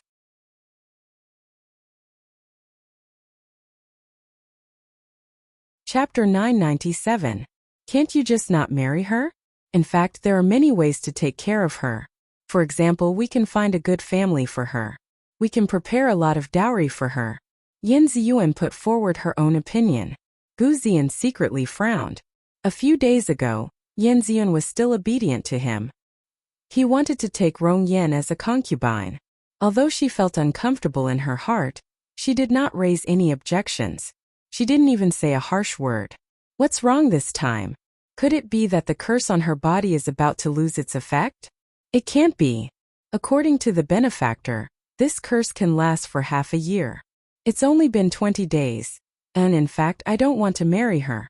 But I promised her father that I would take care of her for the rest of her life. That means I will keep her by my side for the rest of my life. You don't want your husband to be a person who doesn't keep his word, do you? But Zun, you are a girl with a deep sense of righteousness. I know you will understand me and won't let me do such a treacherous thing. Don't worry, even if I take her in, I won't let her position surpass yours. She will always be a concubine, always below you. Well, there's no point in discussing this issue. Ziyuan, let's not talk about this. Don't you like my phoenix wood Guqin?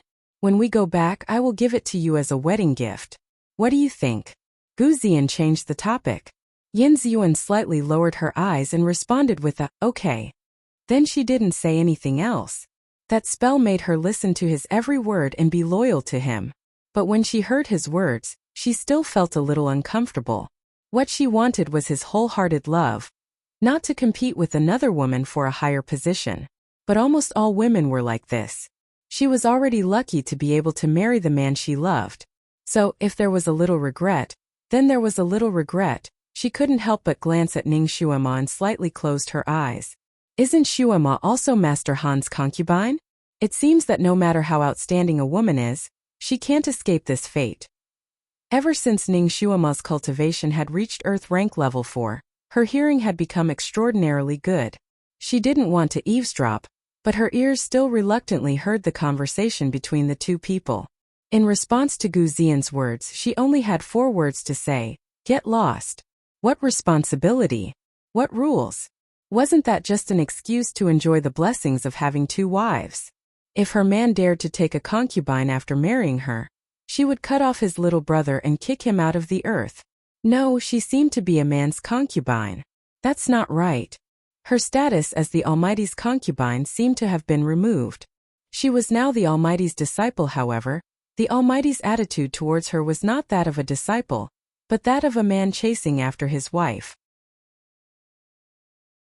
She turned around and asked Shunjuli, Guru, what do you think after listening to Child Gu's brilliant theory? Shunjuli glanced at her and said lightly, what Tom, Dick, and Harry's comments are my thoughts? Ning Shuema. She forgot that the Almighty was high and mighty. He didn't care about the gratitude and grudges of the human world. All the rules of the human world were bullshit to him. She hugged his arm. Guru, let's not care about his theory. Let me ask you, if there was a woman in this world who was your responsibility and you promised to take care of her for the rest of her life, but you didn't love her, would you marry her?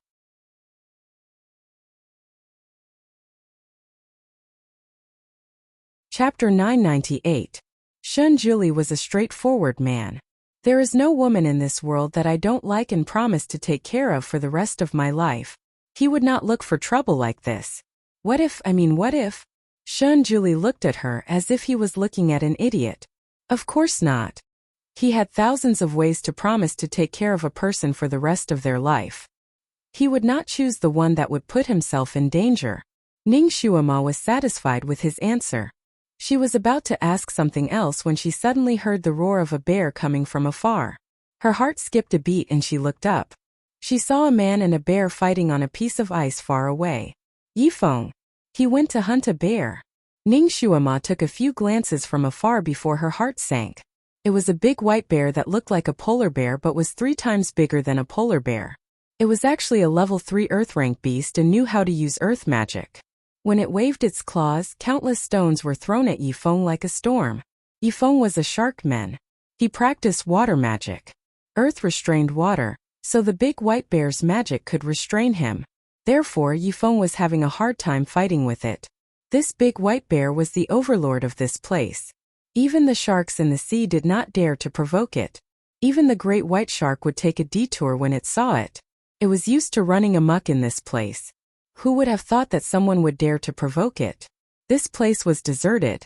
The big white bear had never seen a human before.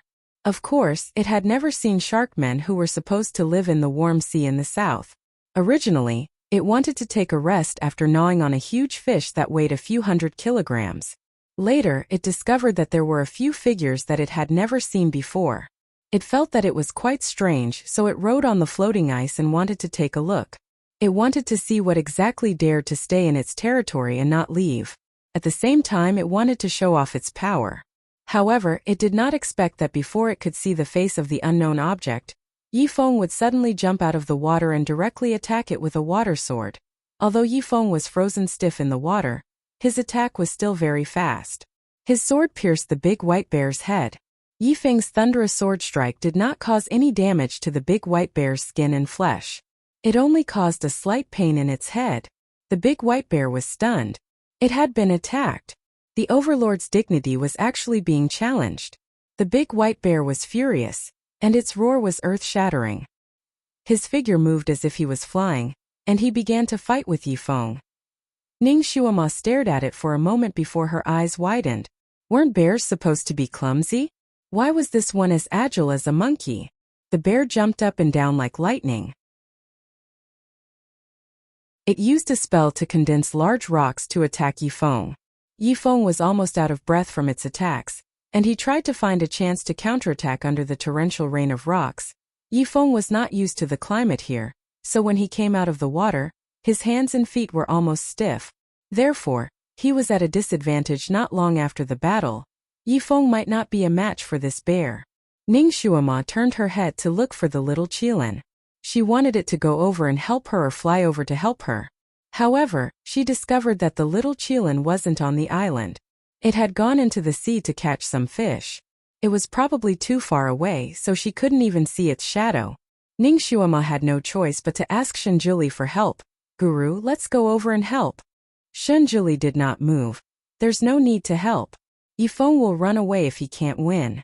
Bears can't catch up with sharkmen in the water."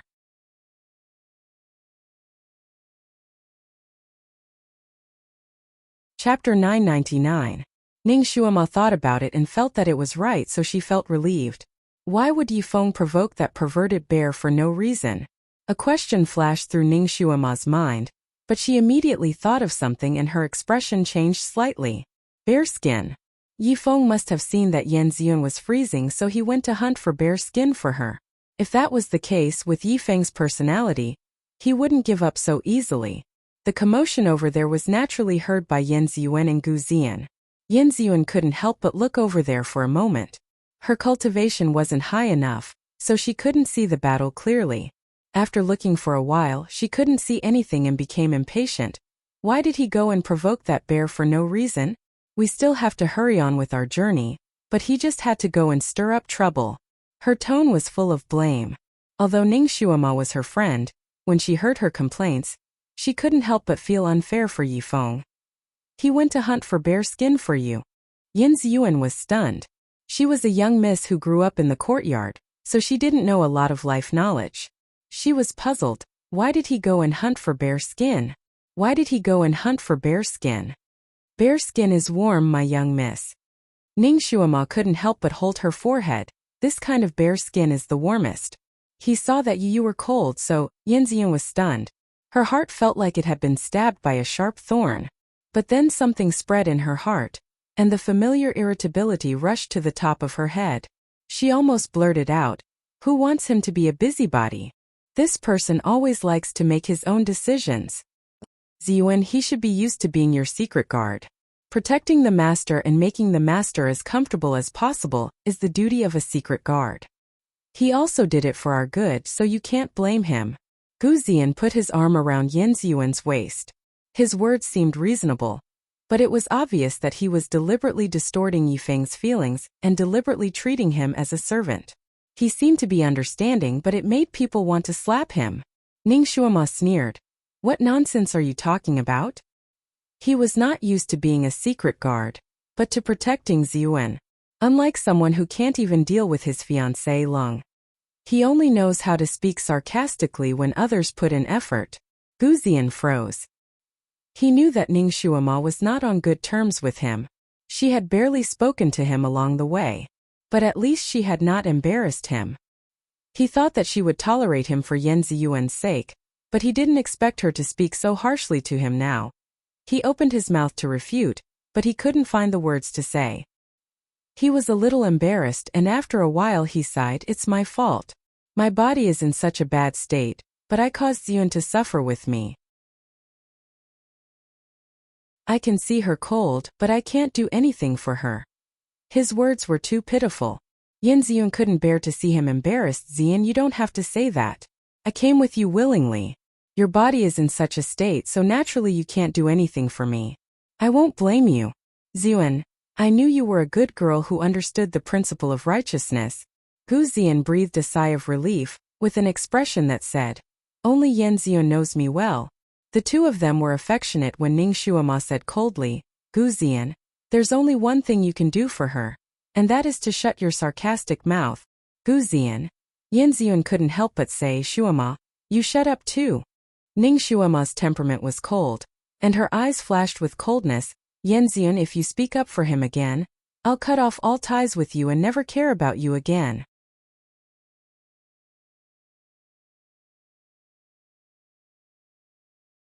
Chapter 1000. Yan Ziyuan was speechless. Ning Shuama turned around and walked away. She didn't want to stand with them anymore. She didn't want to be annoyed. If she didn't know that Yan Ziyun was bewitched by a curse, which was why she was so infatuated with Gu Ziyan, she would have really cut off all ties with her just because she spoke up for Gu Ziyan without distinguishing right from wrong. "Are you angry?" Shun Jili pulled her to sit beside him. "No." Ning Shuama shook her head. She wasn't someone who got angry easily. She just felt sad for Yifeng.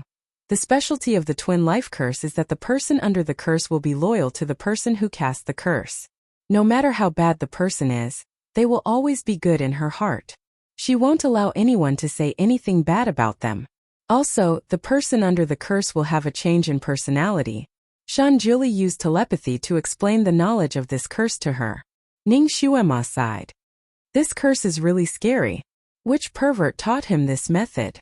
After I break the curse on Zun, I must interrogate this Gu Ziyan properly." The two of them talked while paying attention to Yifeng's movements. Yifeng seemed to be fighting with the big white bear. Although he was losing, he didn't retreat at all. "Oh no, he's injured." Ning Shuema suddenly stood up. She was about to ask Shenjuli to send her over. However, Yifeng stumbled on the big ice block and fell into the sea. The big white bear was also a vengeful person. It immediately jumped into the sea. After a while, the sea started to churn violently. It was obvious that Yifeng and the big white bear were fighting fiercely at the bottom of the sea again. Ning Shuema looked at Shenjuli. Shenjuli stood there unmoved. He just said calmly, "He can give up." Yan Ziyuan sat there. She also looked at the sea. Naturally, she also saw the commotion there. Huge waves came one after another. She did not know why, but her heart was beating so fast, and she was secretly clenching her fists even tighter. That sea region was in chaos for a full hour, and then a huge bear head popped out and roared at the sky, shaking the clouds in the sky. Then it sank. The surface of the water gradually regained its tranquility. Who won? Why hasn't Yifeng come out yet? Yan Ziyun stared at the sea, her heart sinking bit by bit as time passed. "Yun, are you still cold?" Gu Ziyan held her in his arms. "Why are you shaking so much?" Yan Ziyun took a deep breath and did not respond to him. His eyes were still fixed on the sea. Gu Ziyan suddenly turned her around and looked into her eyes. "Yun, look at me." Yan Ziyun was forced to look at him, but her eyes were trembling. She could not help but turn back to look. "And do you still remember? When we first met?" Gu Ziyan began to softly reminisce with her about the past. His voice was gentle and light, but it had a strange power to calm people's hearts. Finally, Yan Ziyuan's trembling eyes calmed down and became dreamy again, as if she was immersed in a beautiful future. She looked at Gu Ziyan with her eyes gradually focused and showed her infatuation. "Ziyan, when we go back, we will hold the wedding. Don't worry, I will give you an equally big wedding. You are going to marry me, right? I have always liked Xian, and I have always wanted to marry you. I want to be Xian's bride. Yin Ziyuan said dreamily. Well, that's a good girl. Gu Xian kissed her forehead. He raised his head occasionally and met Shenjuli's cold, piercing gaze.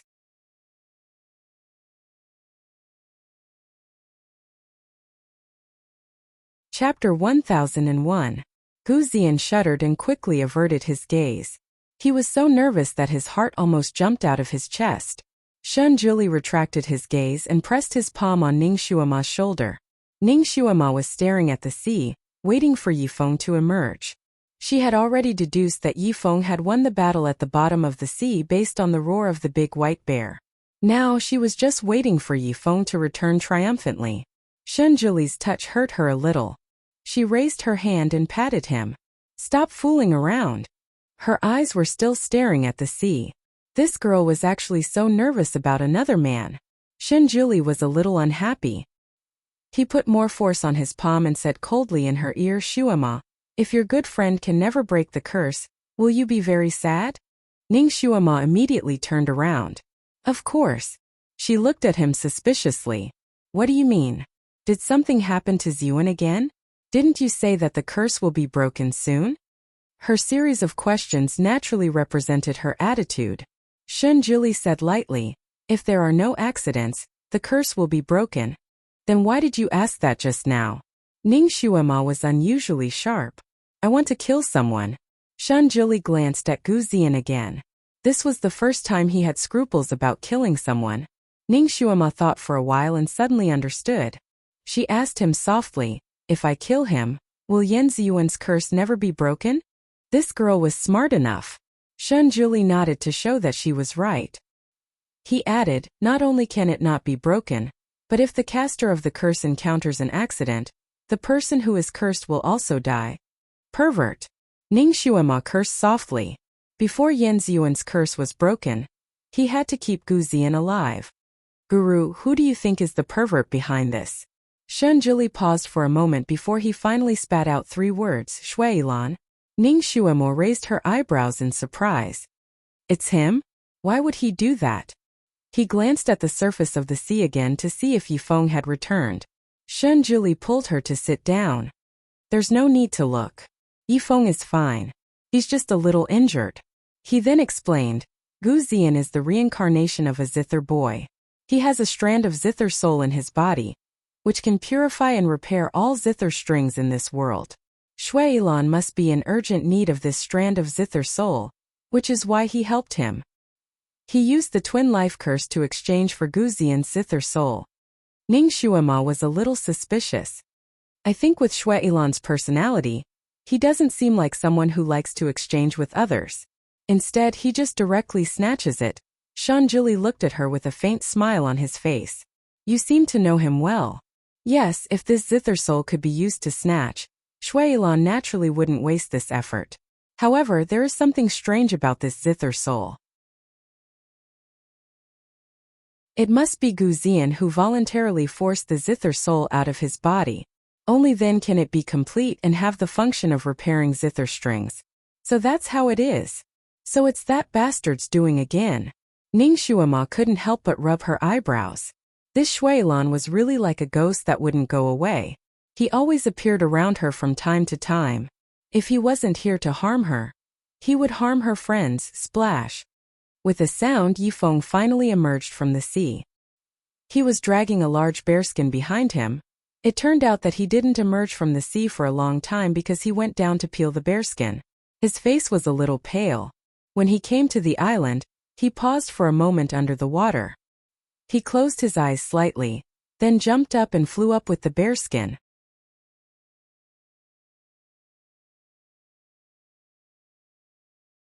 Chapter 1002. When he landed, he staggered a little, but he quickly steadied himself. His eyes swept over Yan Ziyuan, paused for a moment and then looked away. Yifeng, how are you? Ning Shuama had already keenly noticed that Yifeng was injured, but he was originally dressed in black, and his whole body was dripping wet, so she really couldn't see where the bloodstains were. Sorry for making you worry, Yifeng is fine. If you know that others will be worried, then don't try to show off. Yin Ziyuan suddenly interrupted in a sharp voice. Her voice was as cold as the surrounding seawater. Why did you go hunting a bear for no reason? Yin Ziyuan didn't know why, but when she saw Yifeng like this, she inexplicably became angry. Can you not make decisions on your own in the future? The more she spoke, the angrier she became. You caused everyone to worry. You wasted everyone's time. We still have to hurry on our way later. Her words made Yifeng's face turn even paler. Yun, don't be angry. Gu Ziyan stepped forward to smooth things over. His eyes lightly glanced at the bearskin. Brother Yi, you're so skilled. You actually managed to kill this Icefield's little conqueror. I was lucky. Yifeng only answered him with 2 words, and then threw a large piece of bear meat at him. Child Gu, roast this meat. Eating it can help to resist the cold. Gu Ziyan looked at the large piece of bloody bear meat and frowned in disgust. The bear meat is very rough. I'm afraid you won't be able to bite through it. No, this kind of bear meat is quite tender, and it has a hot nature. It can be used to replenish the body's heat. Yifeng had already begun to clean the bearskin on the ice. He used the ice blade to scrape it while explaining to Gu Ziyan. Yifeng had already seen that Yin Ziyuan didn't eat much, and in this place where a drop of water turned into ice, if she didn't have good food to replenish her energy, her body wouldn't last more than a few days. And she was definitely hungry. Gu Ziyan still didn't feel at ease. Hot nature? I'm afraid that it will affect my body. Yifeng finally stared at him. You can roast it for everyone to eat. Roasting meat was the most effortless. Gu Ziyan should be able to do it. Gu Ziyan choked. He looked at the bear meat on the ice and said, that's not a problem, but there's ice here. There's no firewood to roast meat. Just as he finished speaking, dozens of firewood suddenly appeared on the ground. He raised his head in astonishment and saw Ning Shuama leisurely retract her hand. Don't worry about firewood. With me here you can get as much as you want. Yifeng Ziyan, Yifeng Yu, Yifeng why this time? Gu Ziyan couldn't find any other reason. He lowered his eyes and looked at his hands. This was a pair of hands that could play beautiful notes. These hands had not done much rough work. Ever since he relied on his zither skills to make a living, he had taken good care of these hands. Was he going to use these hands to do the rough work of cutting and roasting meat today? That gentleman stayed away from the kitchen. It was a bit degrading for him to do this. And the bear meat was bloody and looked a bit salty, and the weather was so cold. He stood in place, a little hesitant. Looking at Yin Ziyuan, he hoped that she could say a few words for him, or take the initiative to take over the rough work and be considerate of him, so that an elegant gentleman like him would have a good way out. After all, Yin Ziyuan was born as a young lady. She had lived a luxurious life since she was young, and there were many servants around her. Naturally, she wouldn't do such rough work.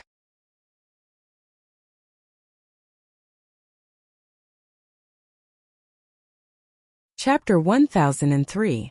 Of course, Yin Ziyuan did not want to take the initiative to take on this task. Not only did she not take on this task, but she also looked at him with sparkling eyes. Ziyan, you know how to roast meat, right? I can't wait to taste Ziyan's cooking. Gu Ziyan. He could not find a way out, so he could only force a smile and cook the bear meat. After all, he had been poor before. He had done this kind of work a long time ago, so he was not too clumsy when he did it. But because the weather was too cold, the bear meat only stayed on the ice for a short period of time before it turned into a piece of hard frozen meat. It was quite difficult to cut it. Gu Ziyan pressed the meat with one hand and cut it with the sword with the other. He felt pain in both hands. One was painful from the cold and the other was painful from exhaustion. He raised his head and looked at Yin Ziyuan. He wanted to say something but he held back. Yin Ziyuan was now focused on him, so she immediately said, Ziyan, do you have something to say to me?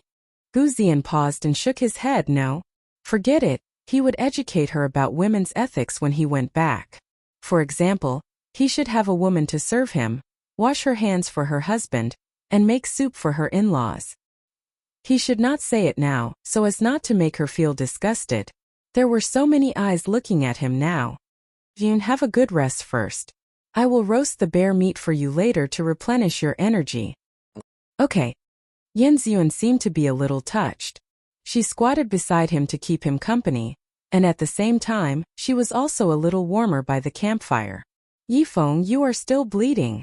Ning Shuama, who was not far away, said coldly. You don't even care about your life to hunt this bear? It's okay, I know what I'm doing. It's just a flesh wound. Yifeng said calmly. His chest and abdomen were injured.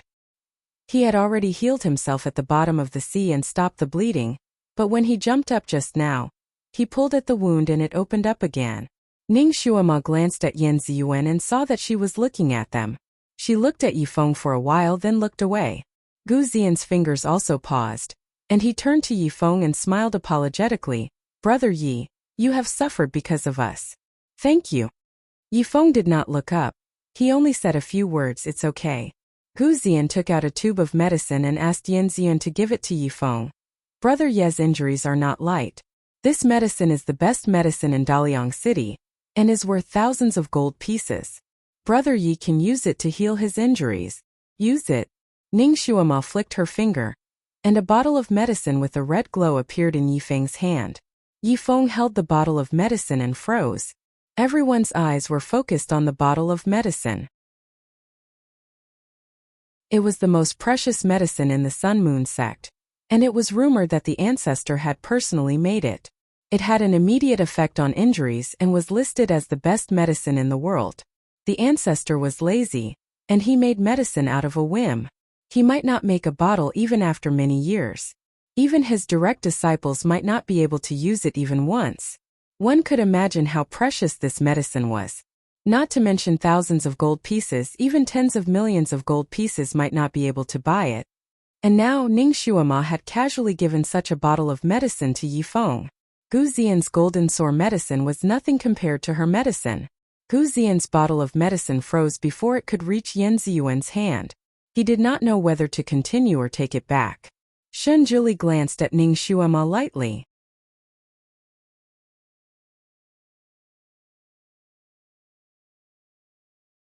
Chapter 1004.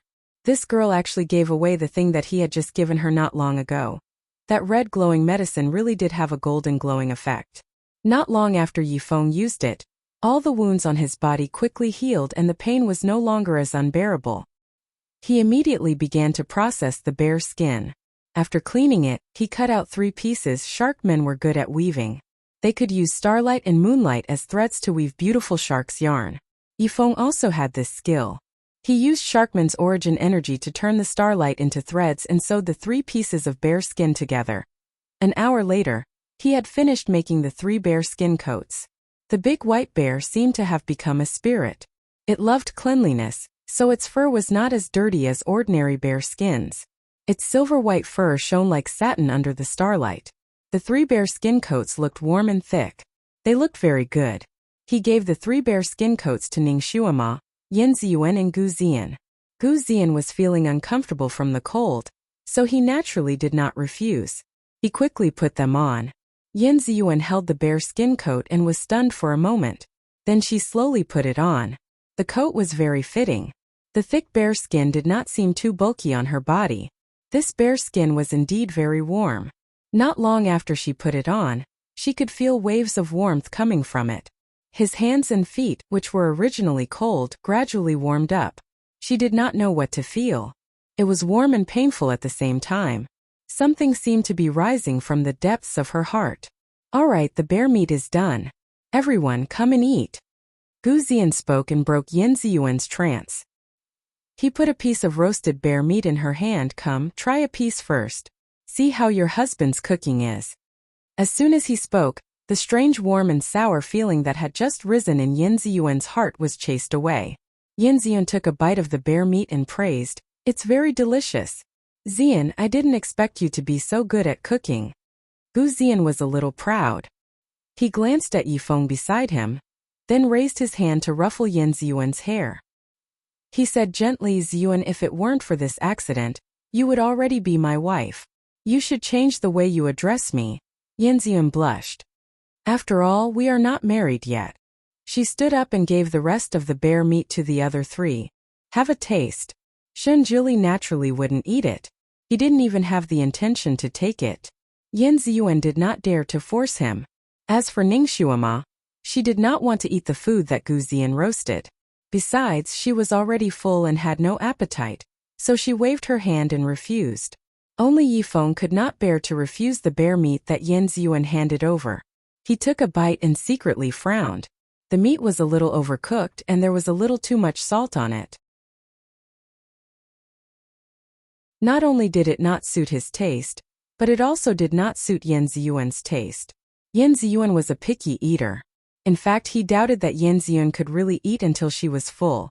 Is it delicious? Yin Ziyuan looked at him eagerly, as if she wanted to get a compliment from him about her sweetheart. Yin Ziyuan was now in a state where she would be happy as long as she was with her sweetheart, even if she ate chaff and swallowed vegetables. Yifeng could not bear to make her sad, so he nodded and replied, "It's okay." Yin Ziyuan was finally satisfied and returned to Gu Ziyan's side. She tasted the bear meat that was not roasted very well in small bites and ate it very happily.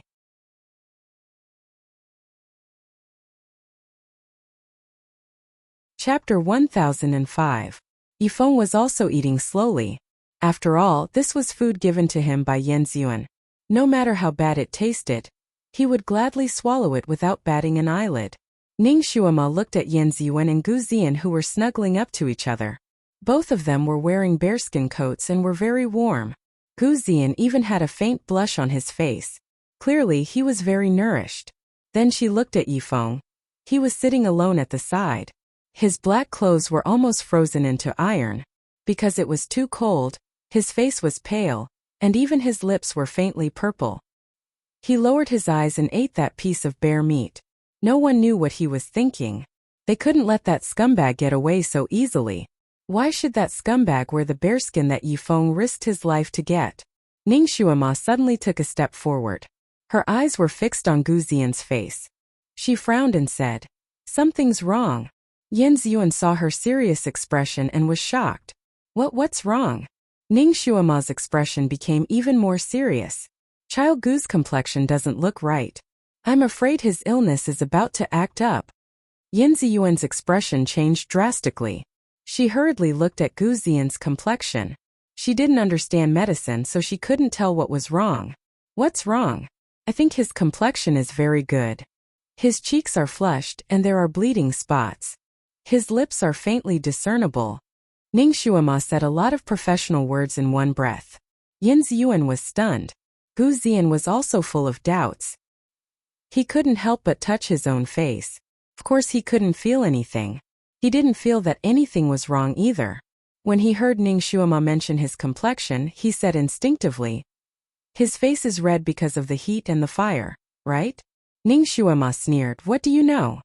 This is clearly the rise of the virtual yang fire, attacking the Ran and Du meridians." She said a bunch of professional words and finally came to a conclusion. "I'm afraid you can't let the heat get to you. Otherwise, the virus in your body will wreak havoc and cause your illness to flare up in advance. I'm afraid his life will soon be in danger." "Shuama, what should we do?" Yin Ziyuan was anxious. "It's very simple. Child Gu's illness can only tolerate the cold and not the heat. Not only can you not eat the bear meat, you can't wear the bearskin robe either. Otherwise, your life might be in danger." Gu Ziyan was not a fool. He knew that Ningxuama did not have a good impression of him. She might be lying to him, so he was still a little skeptical. Moreover, after he put on the bearskin, his body felt much warmer and more comfortable. How could he bear to take it off? Maybe Mrs. Ning saw wrongly? "I feel pretty good." Just as he said this, his stomach suddenly felt like it had been scalded by lard. It was so painful that he groaned. His body trembled as if he was suffering from malaria, and he fell to the ground with a plop. "Look, your illness is flaring up, right?" Ningxuama took a step back, shook her head and sighed, "You just don't believe me." Yin Ziyuan looked at Gu Ziyan's twitching body on the ground and panicked. "Shuama, what should we do?" "What should we do? You have to save him. Take off his bearskin robe first and let him dry here for a while. Maybe he'll get better soon." Yin Ziyuan immediately took off the bearskin robe on Gu Ziyan's body. She was afraid that it was not enough, so she let him lie on the ice. Ningxuama took the robe and handed it to Yifeng. "Yifeng, you can wear this robe yourself." Child Gu does not have the fortune to enjoy it. Yifeng looked at Ning Shuima with a complicated gaze.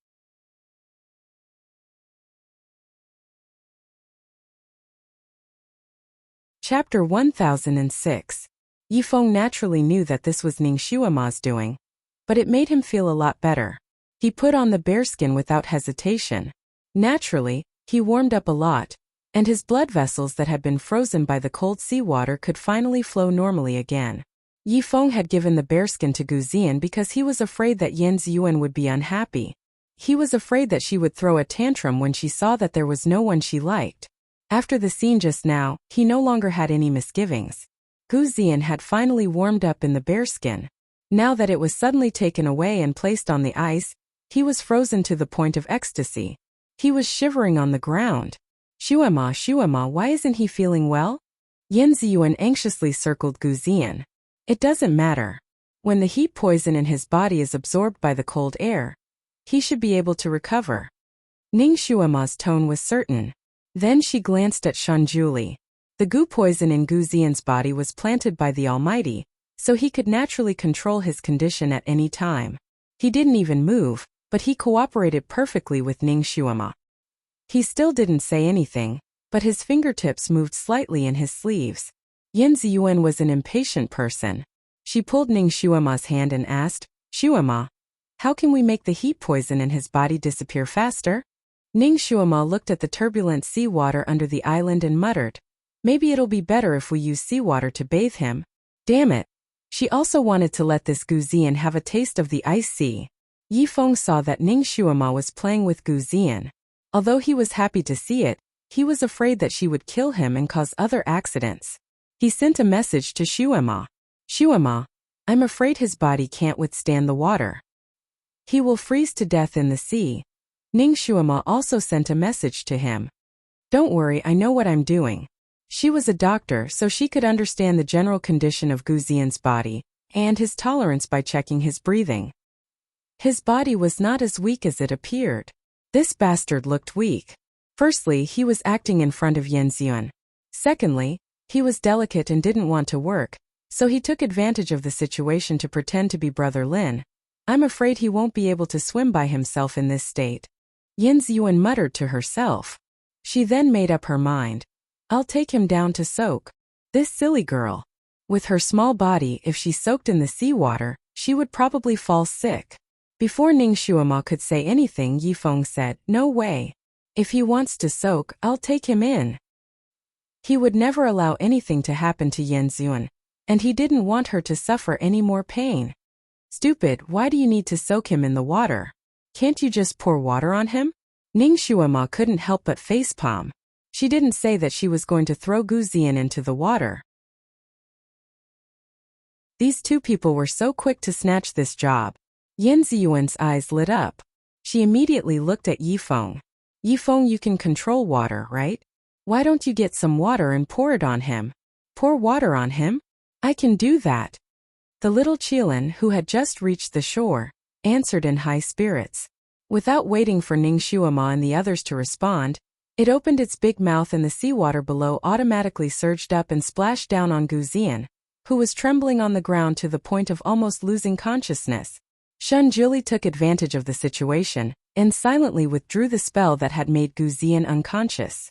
Gu Ziyan was shocked by the cold seawater and jumped up like a shrimp in a pot of oil. Cold. Cold. Cold.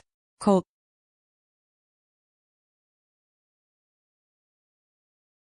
Chapter 1007. Gu Ziyan's hands and feet were frozen stiff. Just as he jumped up, he tripped and tumbled down. Because the weather was too cold, his clothes were already frozen. He couldn't stop the momentum of the fall and slipped far away. Yan Ziyuan didn't manage to catch him, and could only look on helplessly as he screamed miserably and fell into the sea with a splash. Ziyan! Yan Ziyuan was scared out of her wits. She subconsciously wanted to jump as well, but Yifeng stopped her. Don't be afraid. Let me do it. He turned around and was about to jump into the sea to save Gu Ziyan, but Kiran was one step ahead of him. She also jumped into the sea with a splash. After a while, Kiran used her head to push Gu Ziyan out of the sea. Gu Ziyan was choking and freezing in the sea. His face was pale, His lips were bruised and his eyes were tightly shut. This time he really fainted. Yifeng didn't wait for Yanziyun to speak again and immediately performed first aid. He was very experienced in saving drowning people. After a while, Guzian finally woke up. As soon as he woke up, he shivered and stared at Yanziyun's white bear fur coat. He couldn't wait to tear it off for her and put it on himself. Yanziyun naturally knew that he was cold. She felt cold just looking at him with ice shards all over his body. However, for his health, she still advised him to endure it. Zian, your body really can't get too hot. You will faint if you get too hot. You almost died just now. If I didn't let the cold air draw out the heat toxins in your body in time, you would still be unconscious. You have to endure it. As long as you find the ice flame flower, you will be fine after consuming it. Guzian's lips trembled a few times. He felt that he would freeze to death before he could find the ice flame flower. Now, from the tip of his hair to the soles of his feet, every cell in his body was screaming the word cold. Every blood vessel in his body was flowing with the word cold. Many parts of his body were so cold that he couldn't feel them. He couldn't even feel the existence of his little brother cold. He had never been so cold in his entire life. He never knew that falling into the water in this weather could be so cold. He felt that all the joints in his body were about to freeze. Every time he moved, they would make cracking sounds. Because his clothes were already frozen stiff, he was like a robot that couldn't support his body. Help me. Get a set of clothes. Even if he couldn't wear the bearskin robe at the very least, he had to change into dry clothes. Otherwise, he might really freeze to death. Yanziyun, however, was afraid that her previous efforts would be wasted if she didn't do it well. She immediately looked at Ningxuama. Ningxuama scrutinized Guzian's face. She couldn't play with him anymore, or she would die, she nodded. You can change into dry clothes, but they can't be too thick. Yanziyun ran to the front of the car and rummaged through the cabinets. After a while, she took out a set of lined robes and handed it to Guzian. Guzian wanted to cry but had no tears. Give me a cotton one.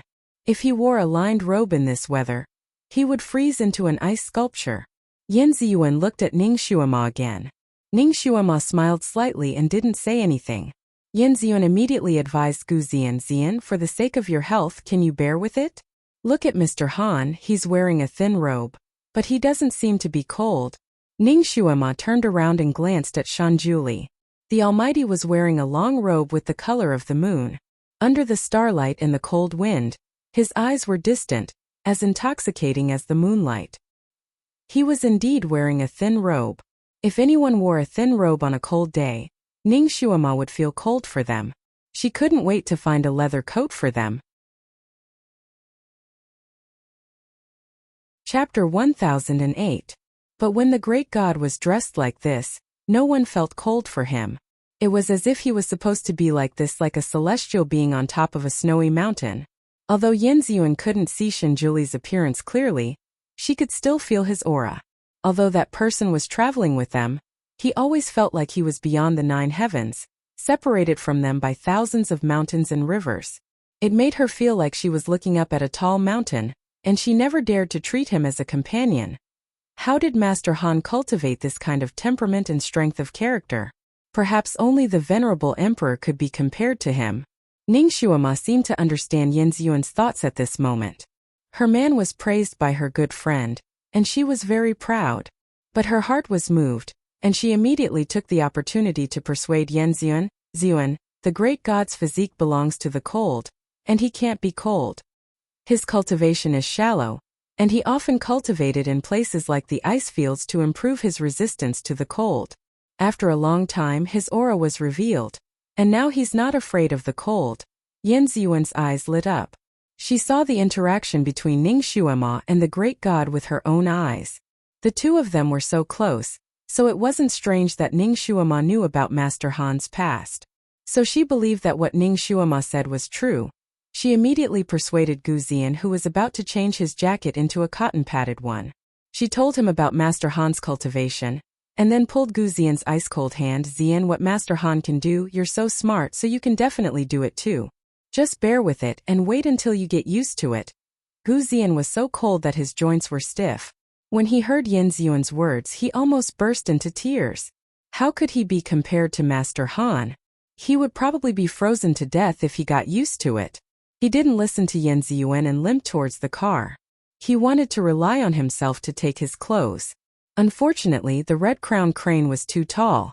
It was almost as tall as a one-story building. If he was fine, he could easily jump onto the crane. However, his joints were as stiff as wood, and he could barely walk like a robot. There was no way he could jump onto a vehicle. He tried twice but to no avail. He turned around and looked at Yan Ziyuan with a face full of despair. If you don't want me to die, help me. Get a set of cotton robes. He was so cold that his tongue was almost tied up. Yan Ziyuan's heart softened when she saw how pitiful he looked. She looked at Ning Shuima again. Ning Shuima didn't say anything. She just glanced at Yifeng. Yifeng had also just jumped out of the frozen sea not long ago. When he came ashore, his limbs were also stiff. Even his hair was frozen into ice. However, he didn't say that he was cold. He even did this and that for them. He even hunted a big white bear. Compared to him, Gu Ziyan seemed so useless. Yan Ziyuan probably thought of this too. She tried to persuade Gu Ziyan to bear with it. Didn't Yifeng manage to bear with it? Gu Ziyan was so angry that he blurted out, Yifeng is a sharkman. He will be fine if he goes into the sea. Besides, he is full of love. He paused. Ning Shuima chuckled, Child Gu, you're wrong. Yifeng is indeed a sharkman. However, he is a sharkman from the warm sea in the south. He is not from here. He is not used to this sea. As for being full of love, Child Gu doesn't really love Ziyuan. Can't he bear with it for her? Can't he be full of love? Chapter 1009. Gu Ziyan. This. He looked at Yan Ziyuan, who had been looking at him. I'm sincere to Ziyuan, but you guys make it sound so easy. Yan Ziyuan made up her mind and said, Ziyuan, you have to bear with it. Otherwise, I'll accompany you. She raised her hand and was about to take off the bearskin coat. Yifeng's expression changed. No. Ning Shuima raised her hand and pressed Yan Ziyuan's hand down. She said with a faint smile, Ziyuan, don't be silly. Your physique is completely different from his. You can't bear any cold. Otherwise, if the cold enters your body, you'll have all kinds of problems. Child Gu is already very touched and happy that you accompanied him to this wasteland to look for medicine. How can he bear to let you freeze for no reason? If you get sick from the cold, he'll be heartbroken. Don't you think so, Child Gu? The last sentence was naturally directed at Gu Ziyan. What could Gu Ziyan say at this time? He could only force a smile with his teeth chattering. Yes, Ziyuan, you don't have to take it off. I'll bear with it. Yan Ziyuan finally stopped insisting. The small storm passed just like that. 3 of the 5 people were wrapped in warm bearskin coats. As for the other 2, one disdained to wear it, and the other couldn't wear it, therefore Gu Ziyan, who couldn't wear it, could only rely on exercise to increase his body temperature in order to resist the bone-piercing cold. As a result, Child Gu Ziyan, who was originally gentle and calm even if Mount Tai collapsed in front of him, jumped a few times on the spot as if there were springs installed under his butt. His image was completely destroyed. Yan Ziyuan's gaze followed Gu Ziyan, and she couldn't help but glance at Yifeng. It turned out that he was just as cold when he jumped into the sea, but he was able to persevere without batting an eyelid. He even did so many things. Yifeng was like a silent mountain, giving people a feeling of wanting to lean on him. On the other hand, Gu Ziyan was like a blooming flower. He was beautiful and attractive, but he could wither easily. Yan Ziyuan shook her head. No, Gu Ziyan was the man she had always liked. He would be her pillar in the future. She shouldn't use him as an analogy. Compared to him, all other men should be dung. Her gaze continued to follow Gu Ziyan. Everyone rested here for 4 to 5 hours before making their preparations. The cold weather caused people's physical strength to be depleted abnormally fast. Those who did not abstain from food were hungry again. Ning Shuima pressed down on Shanjuli's hand that was about to reach for the food and suggested, I heard that there is a type of fish here that is especially delicious. Yifeng, your grilled fish skills are pretty good. Why don't you show off your skills here? Little Apple, go down and catch the fish. When she suggested this, Yifeng's heart skipped a beat. He had told Ning Shuama before that his biggest regret in life was that Ziyuan had never eaten the fish that he grilled for her. Now that Ning Shuama said this, it was obvious that she was giving him this opportunity. He looked at Ning Shuama gratefully and immediately instructed Kiran which fish was more suitable to catch. Kiran agreed and immediately jumped into the sea to catch the fish. It was good at catching fish. After a while, it used its claws to catch 6 to 7 fish. It was the type of ice crystal fish that Yifeng wanted. Each fish was about 2 to 3 caddies in size. Its meat was fresh and tender. It was one of Yiyu's favorite fish. This type of fish grew in the extremely cold sea. To sharkmen, this type of fish was an extremely rare delicacy.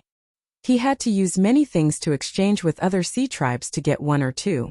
At that time, Yifeng couldn't bear to eat it himself, so he cooked it all for Yiyu. Chapter 10:10. Now that he had seen this fish again, Yifeng recalled the scene from back then and felt an inexplicable complicated feeling in his heart. Yifeng's heartstrings couldn't help but tremble.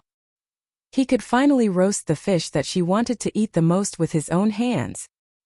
He had just slaughtered 2 fish when Gu Ziyan suddenly walked over, took the other 2 fish and silently slaughtered them as well. Naturally, his technique wasn't as nimble as Yifeng's.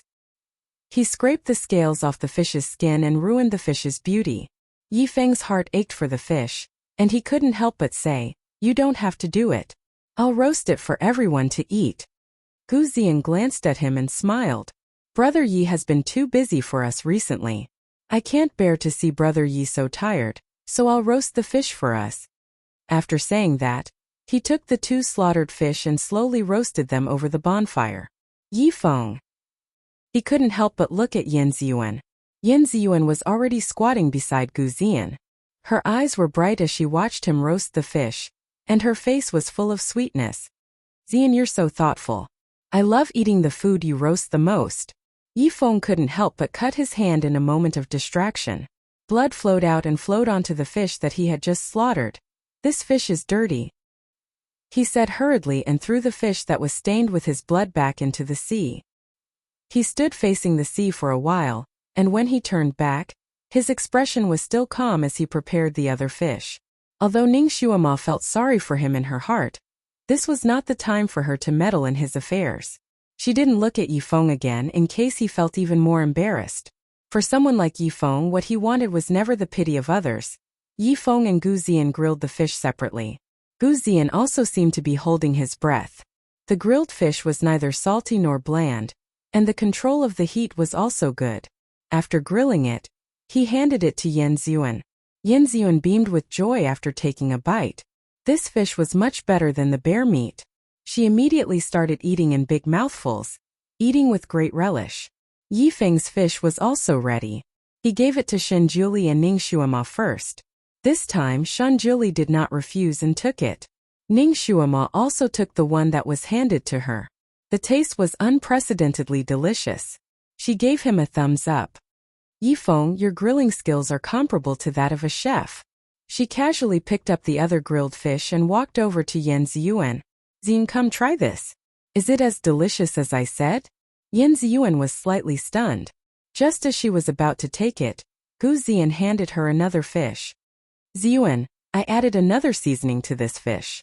Try it and see if it's different from the previous one." Yin Ziyuan naturally wouldn't refuse him. She took it and took a bite. She nodded. "Not bad. It's delicious." She smiled apologetically at Ning Shuama. "Shuama, these 2 fish are enough for me. I don't need to eat anything else. You guys can eat it yourselves." Ning Shuama was speechless. Yin Ziyuan didn't want to eat it, but she couldn't force it into her mouth. She could only take the fish and walk back. Yifeng lowered his eyes and ate his fish. The food that was once so delicious now tasted like wax in his mouth. It turned out that the fate between him and Yin Ziyuan was so shallow that she didn't even have the chance to eat his grilled fish again. The grilled fish feast passed with everyone having their own thoughts. Chapter 10:11. After eating the fish, the few of them continued on their journey. Ning Shuama and Shen Juli were still riding on Kiran's back. After Ning Shuama finished another round of cultivation, she lay in the Almighty's arms and said gloomily, Almighty, the fate between Yifeng and Yan Ziyun is really shallow. Yifeng wanted to let Yan Ziyun eat his grilled fish, but he couldn't even fulfill such a small wish. Shenzhuli said, in this world, most things don't go your way. Yifeng and Yan Ziyun originally had fate, but in order to let Yi Yu reincarnate, he sacrificed their fate. Then what we're doing now, is there still no possibility between them? It's hard to say. Right now, everything is unknown. Shenzhuli shook his head. In any case, it's better than having no fate at all. Ning Xuema sighed deeply. She suddenly thought of something and looked up at the Almighty. Almighty, are we fated to be together? Shenzhuli paused, looked down at her and asked, what do you think? Ning Xuema giggled. I guess it's fate. It seems like I can't avoid you no matter where I go. Our fates might be intertwined. There are so many fates that I can't count them all. Shenzhuli was speechless. She made it sound like he would always stick to her. The fate between him and her. It seemed like even he couldn't see it. However, it should be fate, right? When she had just transmigrated, she had asked him for help. When he was cultivating in Tianshu Mountain, no one could go up, but she had barged in and even witnessed his most embarrassing moment, of course, since he had taken a fancy to her. Even if the heavens didn't arrange fate for them, he would snatch it back even if he had to snatch it. The person that Shenzhuli wanted would never run away. Almighty, you like me, right? Ning Xuema put her arms around his neck. Once she had confirmed her feelings for him, she didn't want to delay any longer. She wouldn't try to resist him either. Fate was a very mysterious thing. Once fate came, one had to grasp it properly and not let it slip away. Opportunities were like this, and so was fate. Therefore, Ning Xuema wanted to confirm it. Shenzhuli twirled the hair on her temples with his hand. Do you still need to ask? If he didn't like her, he wouldn't have followed her every step like he was her follower. This was the first time he had stared at someone so closely. Then when are you going to marry me? Ning Xuema's eyes sparkled. Shenzhuli's fingers, which were twining her hair, paused slightly. His eyes were deep. Why do you ask this? Ning Xuema raised her eyebrows. Since the two of you are in love with each other, you should naturally get married. Let's have a couple and return home together. Don't tell me you never planned to marry me. Of course he was going to marry her. However, he couldn't say it until the time was right. Looking at Ning Xuema's eyes that were as bright as stars, Shenzhuli felt apologetic for the first time. He could only vaguely say, everything is up to fate. Alright, you should practice and level up quickly. Ning Xuema wasn't so easily fooled. Up to fate? This is too general and too official. I want a precise answer. She thought for a while and suddenly thought of something. She narrowed her eyes and looked at him. Almighty, don't tell me you already have a wife. You only want to have a concubine with me? She suddenly realized that her understanding of the Almighty was still very shallow. Other than knowing that he was the overlord of the Sun Moon sect, the #1 person on this continent, and a friend of Rongjuishan and Yunxi, she really didn't know anything else.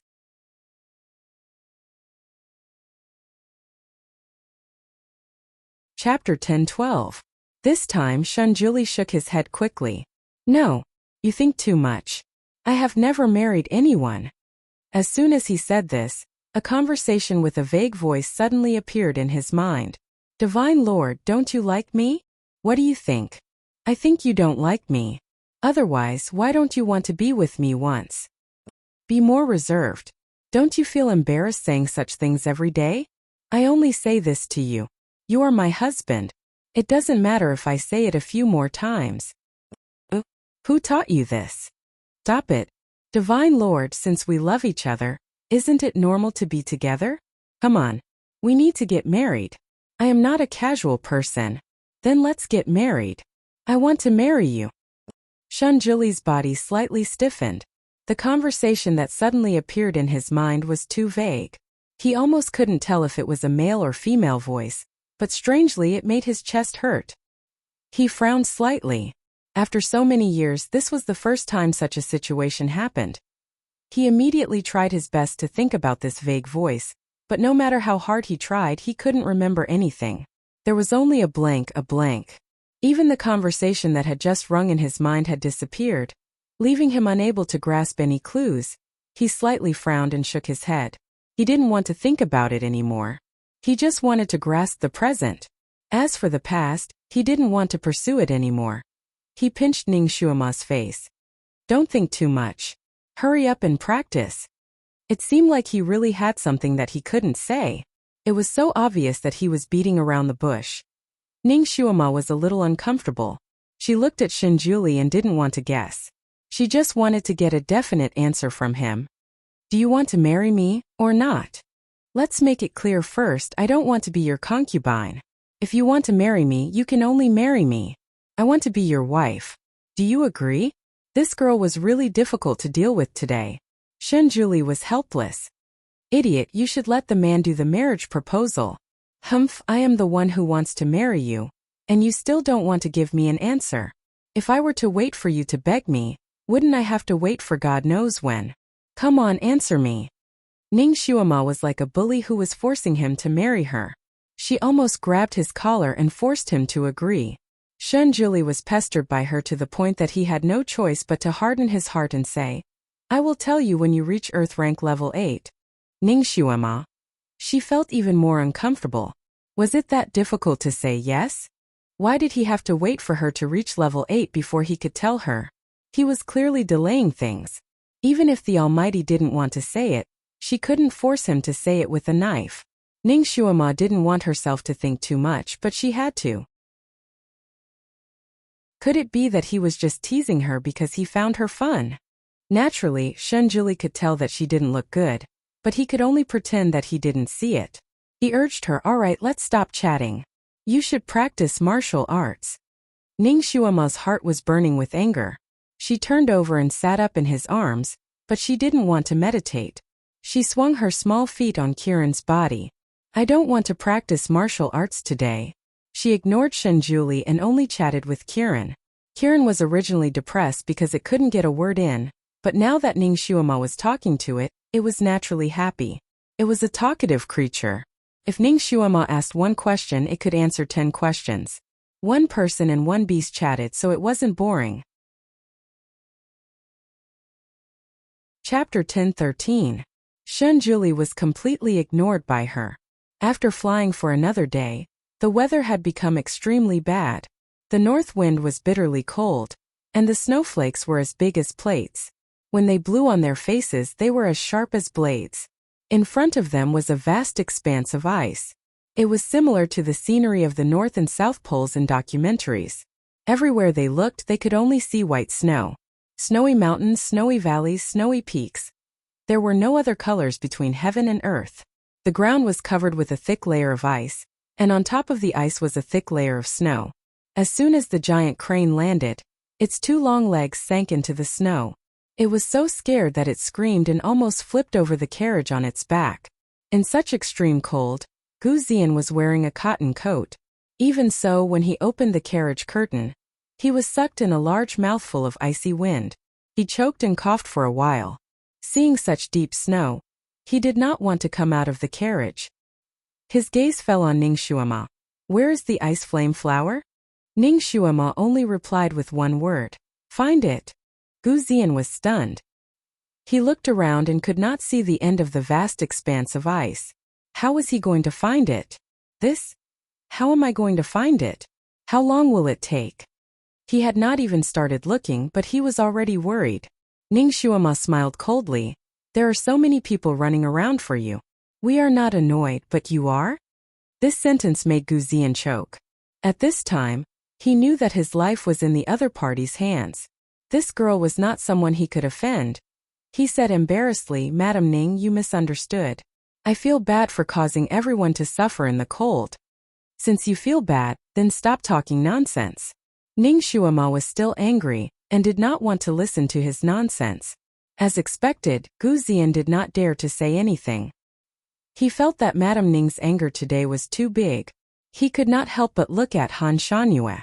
This Mr. Han had been standing there the whole time, not saying a word. As for his expression, his skill was too shallow. He couldn't even see his face clearly, so how could he tell? Xuema. What are the characteristics of this ice flame flower? Now that we understand its characteristics, it will be easier for us to find it. Yin Ziyuan popped her head out. Ning Shuama naturally didn't want to embarrass Yan Ziun. The flower of ice flame, as its name suggests, grows in volcanic areas on the ice field. Let's look for volcanic areas. Yin Ziyuan was confused. She didn't know anything about this. She could not help but look at Gu Zian. Gu Zian was also confused. What kind of volcanic area is this? How can I tell? Yi Feng was, after all, a knowledgeable person. He nodded slightly. There must be geothermal heat in volcanic areas. The ice layer will be thin, and there will be surging sea currents. We can follow this clue. Then how do we find the undercurrent? Gu Zian asked. I can hear the sound of underground currents within a few miles. Yi Feng answered. Since that's the case, let's split up. It'll be faster this way. Ning Shuama immediately made a decision. They split up the teams. She was naturally in the same group as the great god. Gu Zian, Yan Ziyuan, and Yi Feng were in the same group. Because Gu Zian was severely lacking in telekinesis, his qigong was greatly reduced. It was inconvenient for him to walk in the knee-deep snow, and he would be a burden to everyone. Therefore, Ning Shuama used her with telekinesis to create a wooden raft that could slide in the snow. She had Kiran pull it. That group was naturally led by Yi Feng. Ning Shuama and Kiran had telepathy. This way, no matter who found the ice flame flower first, they would be able to quickly notify the other.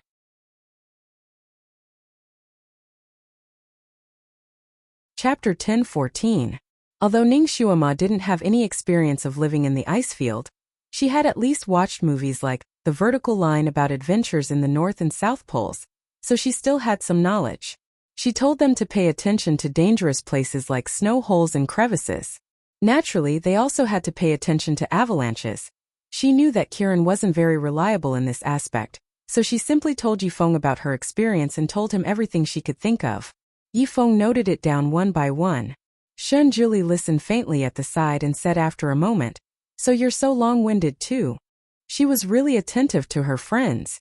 Ning Shuama ignored him for the whole day, and still didn't want to talk to him, so she pretended not to hear Shun Juli's words. After a few more words, Shun Juli finally lost his patience and pulled her hand to leave. "If you continue to be long-winded, I'll leave." Heaven and earth were vast, and the whole world was silvery white. The surroundings were very quiet, as if all sounds were swallowed by the thick snow. A pair of beautiful people in white walked together with the wind. Wherever the two of them passed, the snow was forcefully blown away by the wind, creating a path.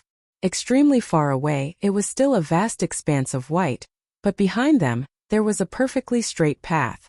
The scene was very spectacular and beautiful, but if one looked closely, one side seemed to be forced. "Let go. I can walk on my own."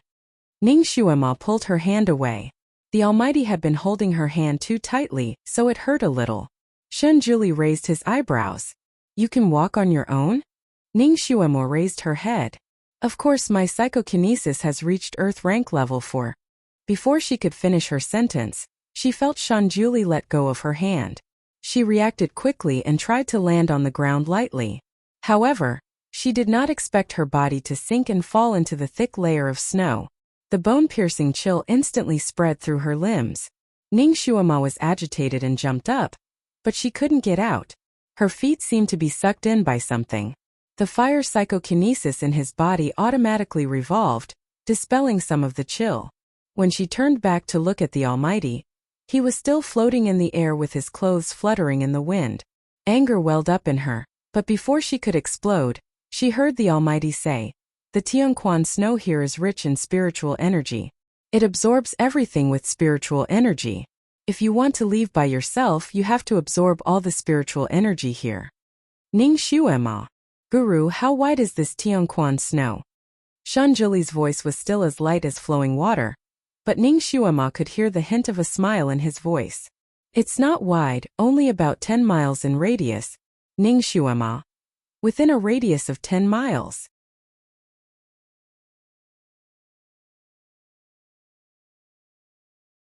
Chapter 10:15. Ning Shuema's heart skipped a beat. She raised her eyebrows slightly and asked, "Did you peek into my thoughts again?" Shunjuli's chess moves didn't stop. His movements were as smooth as flowing water. "Your thoughts are too intense. I don't want to look at them. They have already jumped in front of me. Ning Xuema was speechless. Her thoughts were already so wild that they could jump around the entire ice field? Would she be able to use her willpower to detect her surroundings if she continued to cultivate? Oh right, could Yifeng's group last for 10 days on the ice field? She was forced to be planted here by the Almighty like a carrot and couldn't move for 10 days. What if something happened to Yifeng? Ning Xuema said, Almighty, I don't mind if you plant me here. But if something happens to Yifeng, we must get there in time. However, he would have to pull her out like a carrot. She felt embarrassed just thinking about it. She really cared about her friends all the time. Shinjuli patted her head and said, I know what to do. Ning Xuema gritted her teeth and finally calmed down. She worked hard to operate the fire psychokinesis in her body. On one hand, she maintained her body temperature, and on the other hand, she absorbed the spiritual power in Tianquan snow. Perhaps it was because no one had ever discovered the heavenly spring snow in this place. But the spiritual energy within it had accumulated to a terrifying degree after 10,000 years. When Ning Xuema started to absorb it, she felt the spiritual energy within the heavenly spring snow rush towards her like a monstrous wave. The impact almost caused her meridians to rupture. It was no longer her absorbing the spiritual power. It was the spiritual power rushing into her body. Ning Xuema almost fainted from the spiritual power. She felt the spiritual power in her body rushing everywhere. It was so strong that it almost broke her body. At this critical moment, the Almighty's cold voice sounded like flowing water. It was soothing and calming. Absorb the spiritual power of heaven and earth. Turn real into virtual, turn virtual into real. A series of chants rang in her ears. She had never heard of them before. In such an uncomfortable moment, his incantation was like a sweet spring to her. She immediately absorbed it with all her might. Usually, she would only be able to understand the meaning of the incantation after seeing it twice. Now she immediately understood it after hearing it once. She immediately followed his instructions to cultivate, digesting and absorbing the spiritual energy that came from the snow into her body. As time passed by, the spirit energy that surged into her body was gradually absorbed by her meridians and converted into psychokinesis. It washed the two psychokinesis spiritual roots in her body over and over again. Under such powerful scouring, her two spirit roots were growing at a speed visible to the naked eye, becoming thicker and brighter. Ning Xuema didn't dare to be distracted. Once she was distracted, she would feel dizzy from the surrounding spiritual energy. She could only focus all her energy on digesting the spiritual energy. He didn't know how much time had passed. Perhaps it was 2 days, perhaps it was 3 days. Ning Xuema's wood spiritual root was the first to break through the peak under the cleansing of the spiritual power, and suddenly lit up.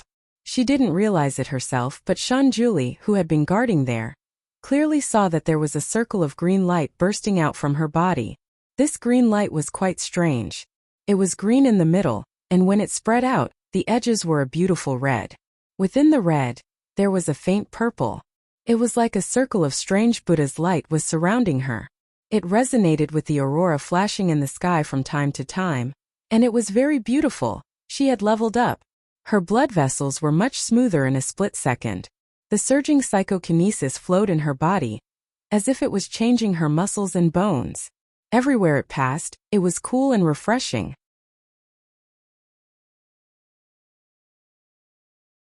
Chapter 10:16. Ning Xuema felt as if her bones had become lighter by a few kilograms. That feeling was indescribably comfortable, as if she was floating on the clouds. Ha ha ha, she had finally reached Earth rank level 5. This was simply the speed of a rocket. It was even faster than using any cheat. At this rate, it was only a matter of time before she reached Earth rank level 6. As long as she reached Earth rank level 6, she would be able to practice the flying sword technique. If she really learned that technique, she would no longer be afraid of falling from high altitudes. If she leveled up, would she be able to break free from the shackles of the snow? Ning Xuema subconsciously took a deep breath, channeled the psychokinesis in her body, and abruptly pulled upwards. Normally, if she used this kind of skill, she would be able to jump at least 4 to 5 feet high. But now her body only pulled upwards by a few centimeters. Originally, the surrounding snow had swallowed up her chest, but now her waist was almost exposed. Don't underestimate this level of advancement. The psychokinesis in her body flowed twice as fast as before. Originally, the psychokinesis in her body was like a small stream that flowed slowly on flat ground. Now it was like a small river that had been injected with new water, rushing forward. Her veins were also like a river channel that had been dredged, and the capacity to absorb was stronger. Furthermore, the absorption of the spiritual energy in the surrounding snow was even faster. She originally wanted to open her eyes and look at the scenery around her, but the spiritual power in the snow didn't show any signs of stopping. Besides, her fire psychokinesis was about to rise to a peak. If she worked harder, maybe in less than 6 to 10 hours, she would be able to raise it by another level. She gathered her thoughts and once again channeled her power inside. Just as she expected, after she cultivated for a few more hours, her fire psychokinesis had also leveled up to Earth rank level 3. After such a large round of cultivation, she had absorbed a lot of the spiritual energy in the Tianquan snow around her. Finally, it no longer crazily rushed into her body, allowing her to take a breather. She opened her eyes and saw Shenjuli sitting not far away. Below him was a snow stool, in front of him was a snow table, and on the table was a chessboard with black and white pieces crisscrossing. She looked around again. It was still dark, and the sky was still filled with snow. She could not tell how much time had passed. It should not have been long, right? 1 day, 2 days? 2 days at most. She first contacted the little Qilin. Kiran's loud voice could be heard. Master. Master, I've finally contacted you. Woo woo, it's been 5 days. Little Apple misses you so much. 5 days had already passed. She immediately sent a message. How are things on your side? How are the others? We did find a few volcanic areas, but we didn't find any of those flowers. That Guzian is really useless. He's been curled up on the raft like a monkey on the bridge. Our daily task is to put those dry rations on him, and when that little girl is hungry, we will heat it up for her to eat. We don't do anything else. The little Qilin's resentment wasn't small. He poured out his grievances to Ning Shuima. Obviously, everyone is busy running around for him, yet he acts like a big shot. That little girl did more than him. Ning Shuima was not surprised. Sometimes it was difficult to see a person's character without experiencing some things. Gu Zian was able to maintain his gentlemanly demeanor when he was rich and luxurious. He also had the pride of a scholar. He was handsome and could play the guqin well. Naturally, he was able to win the admiration of everyone. In particular, such a person could move the hearts of young ladies the most, making their hearts rise and fall with his attitude.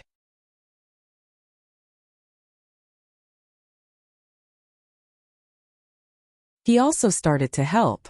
However, he didn't have enough psychokinesis. His hands were more delicate than a woman's.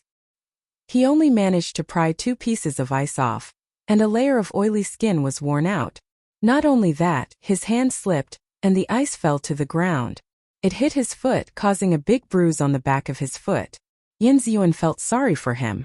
She applied ointment for him and asked him to go back to the igloo to rest.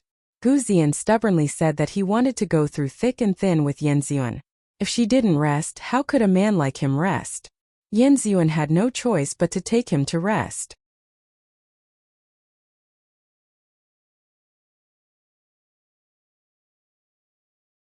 These women were more shrewish and bold, and many of them took the initiative to throw themselves into his arms.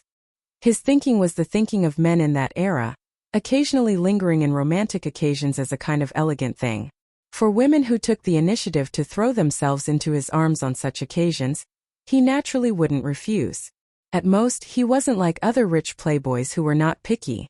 When he met someone he liked, he would also choose a few pleasing and artistic women to sleep with, so he still had some means in this regard. Although he wasn't a flirting master, he still had some means to make women addicted. Yin Ziyuan was also obsessed with him because of the twin life curse. Gu Zian thought that he would succeed smoothly, but he forgot that Yin Ziyuan was a real virgin. She didn't understand this at all.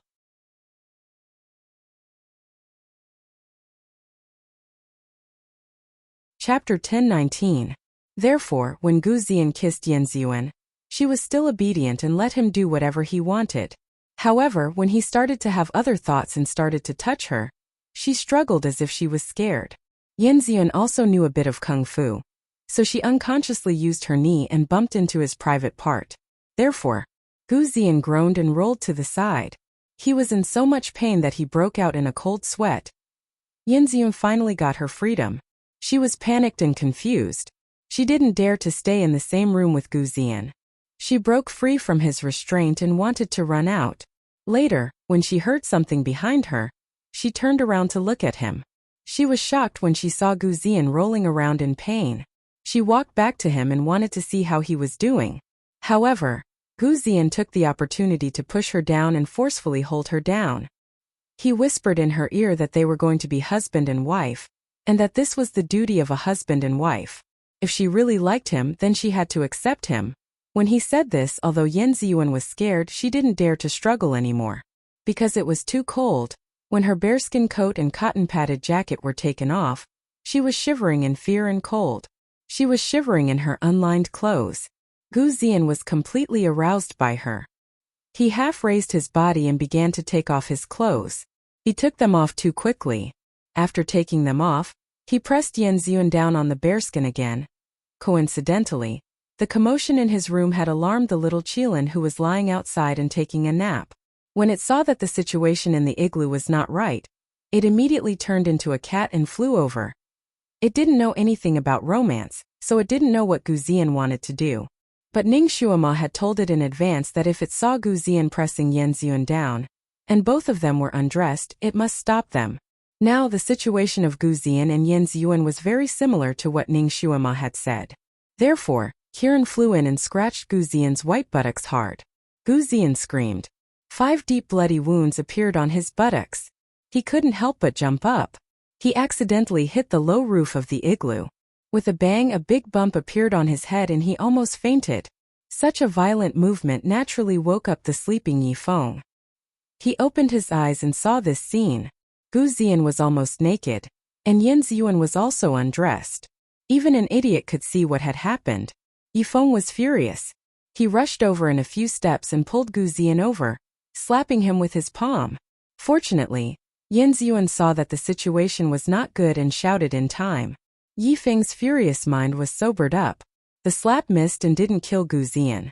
Although Gu Ziyan was scared badly, he was still able to justify himself when Yifeng threw him to the ground.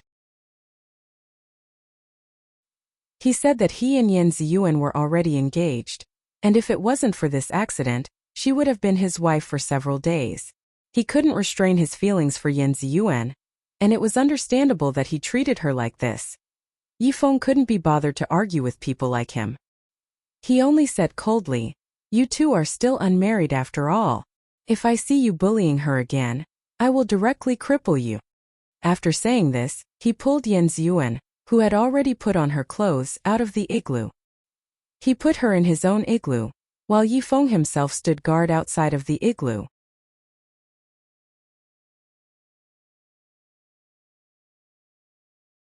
Chapter 10:20.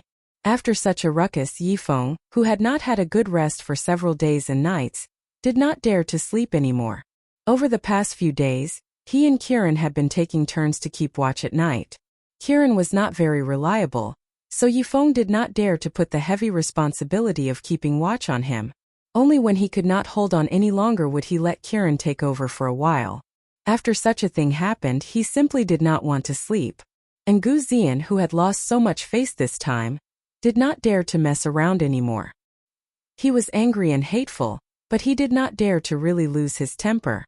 Although Yifeng had been merciful to him, it was only for the sake of Yin Ziyun. If he really pissed him off, the situation would be difficult to deal with. Not to mention, he was still counting on Yifeng to help him find the ice flame flower to treat his illness. So although he hated Yifeng so much in his heart, he did not dare to show it on his face.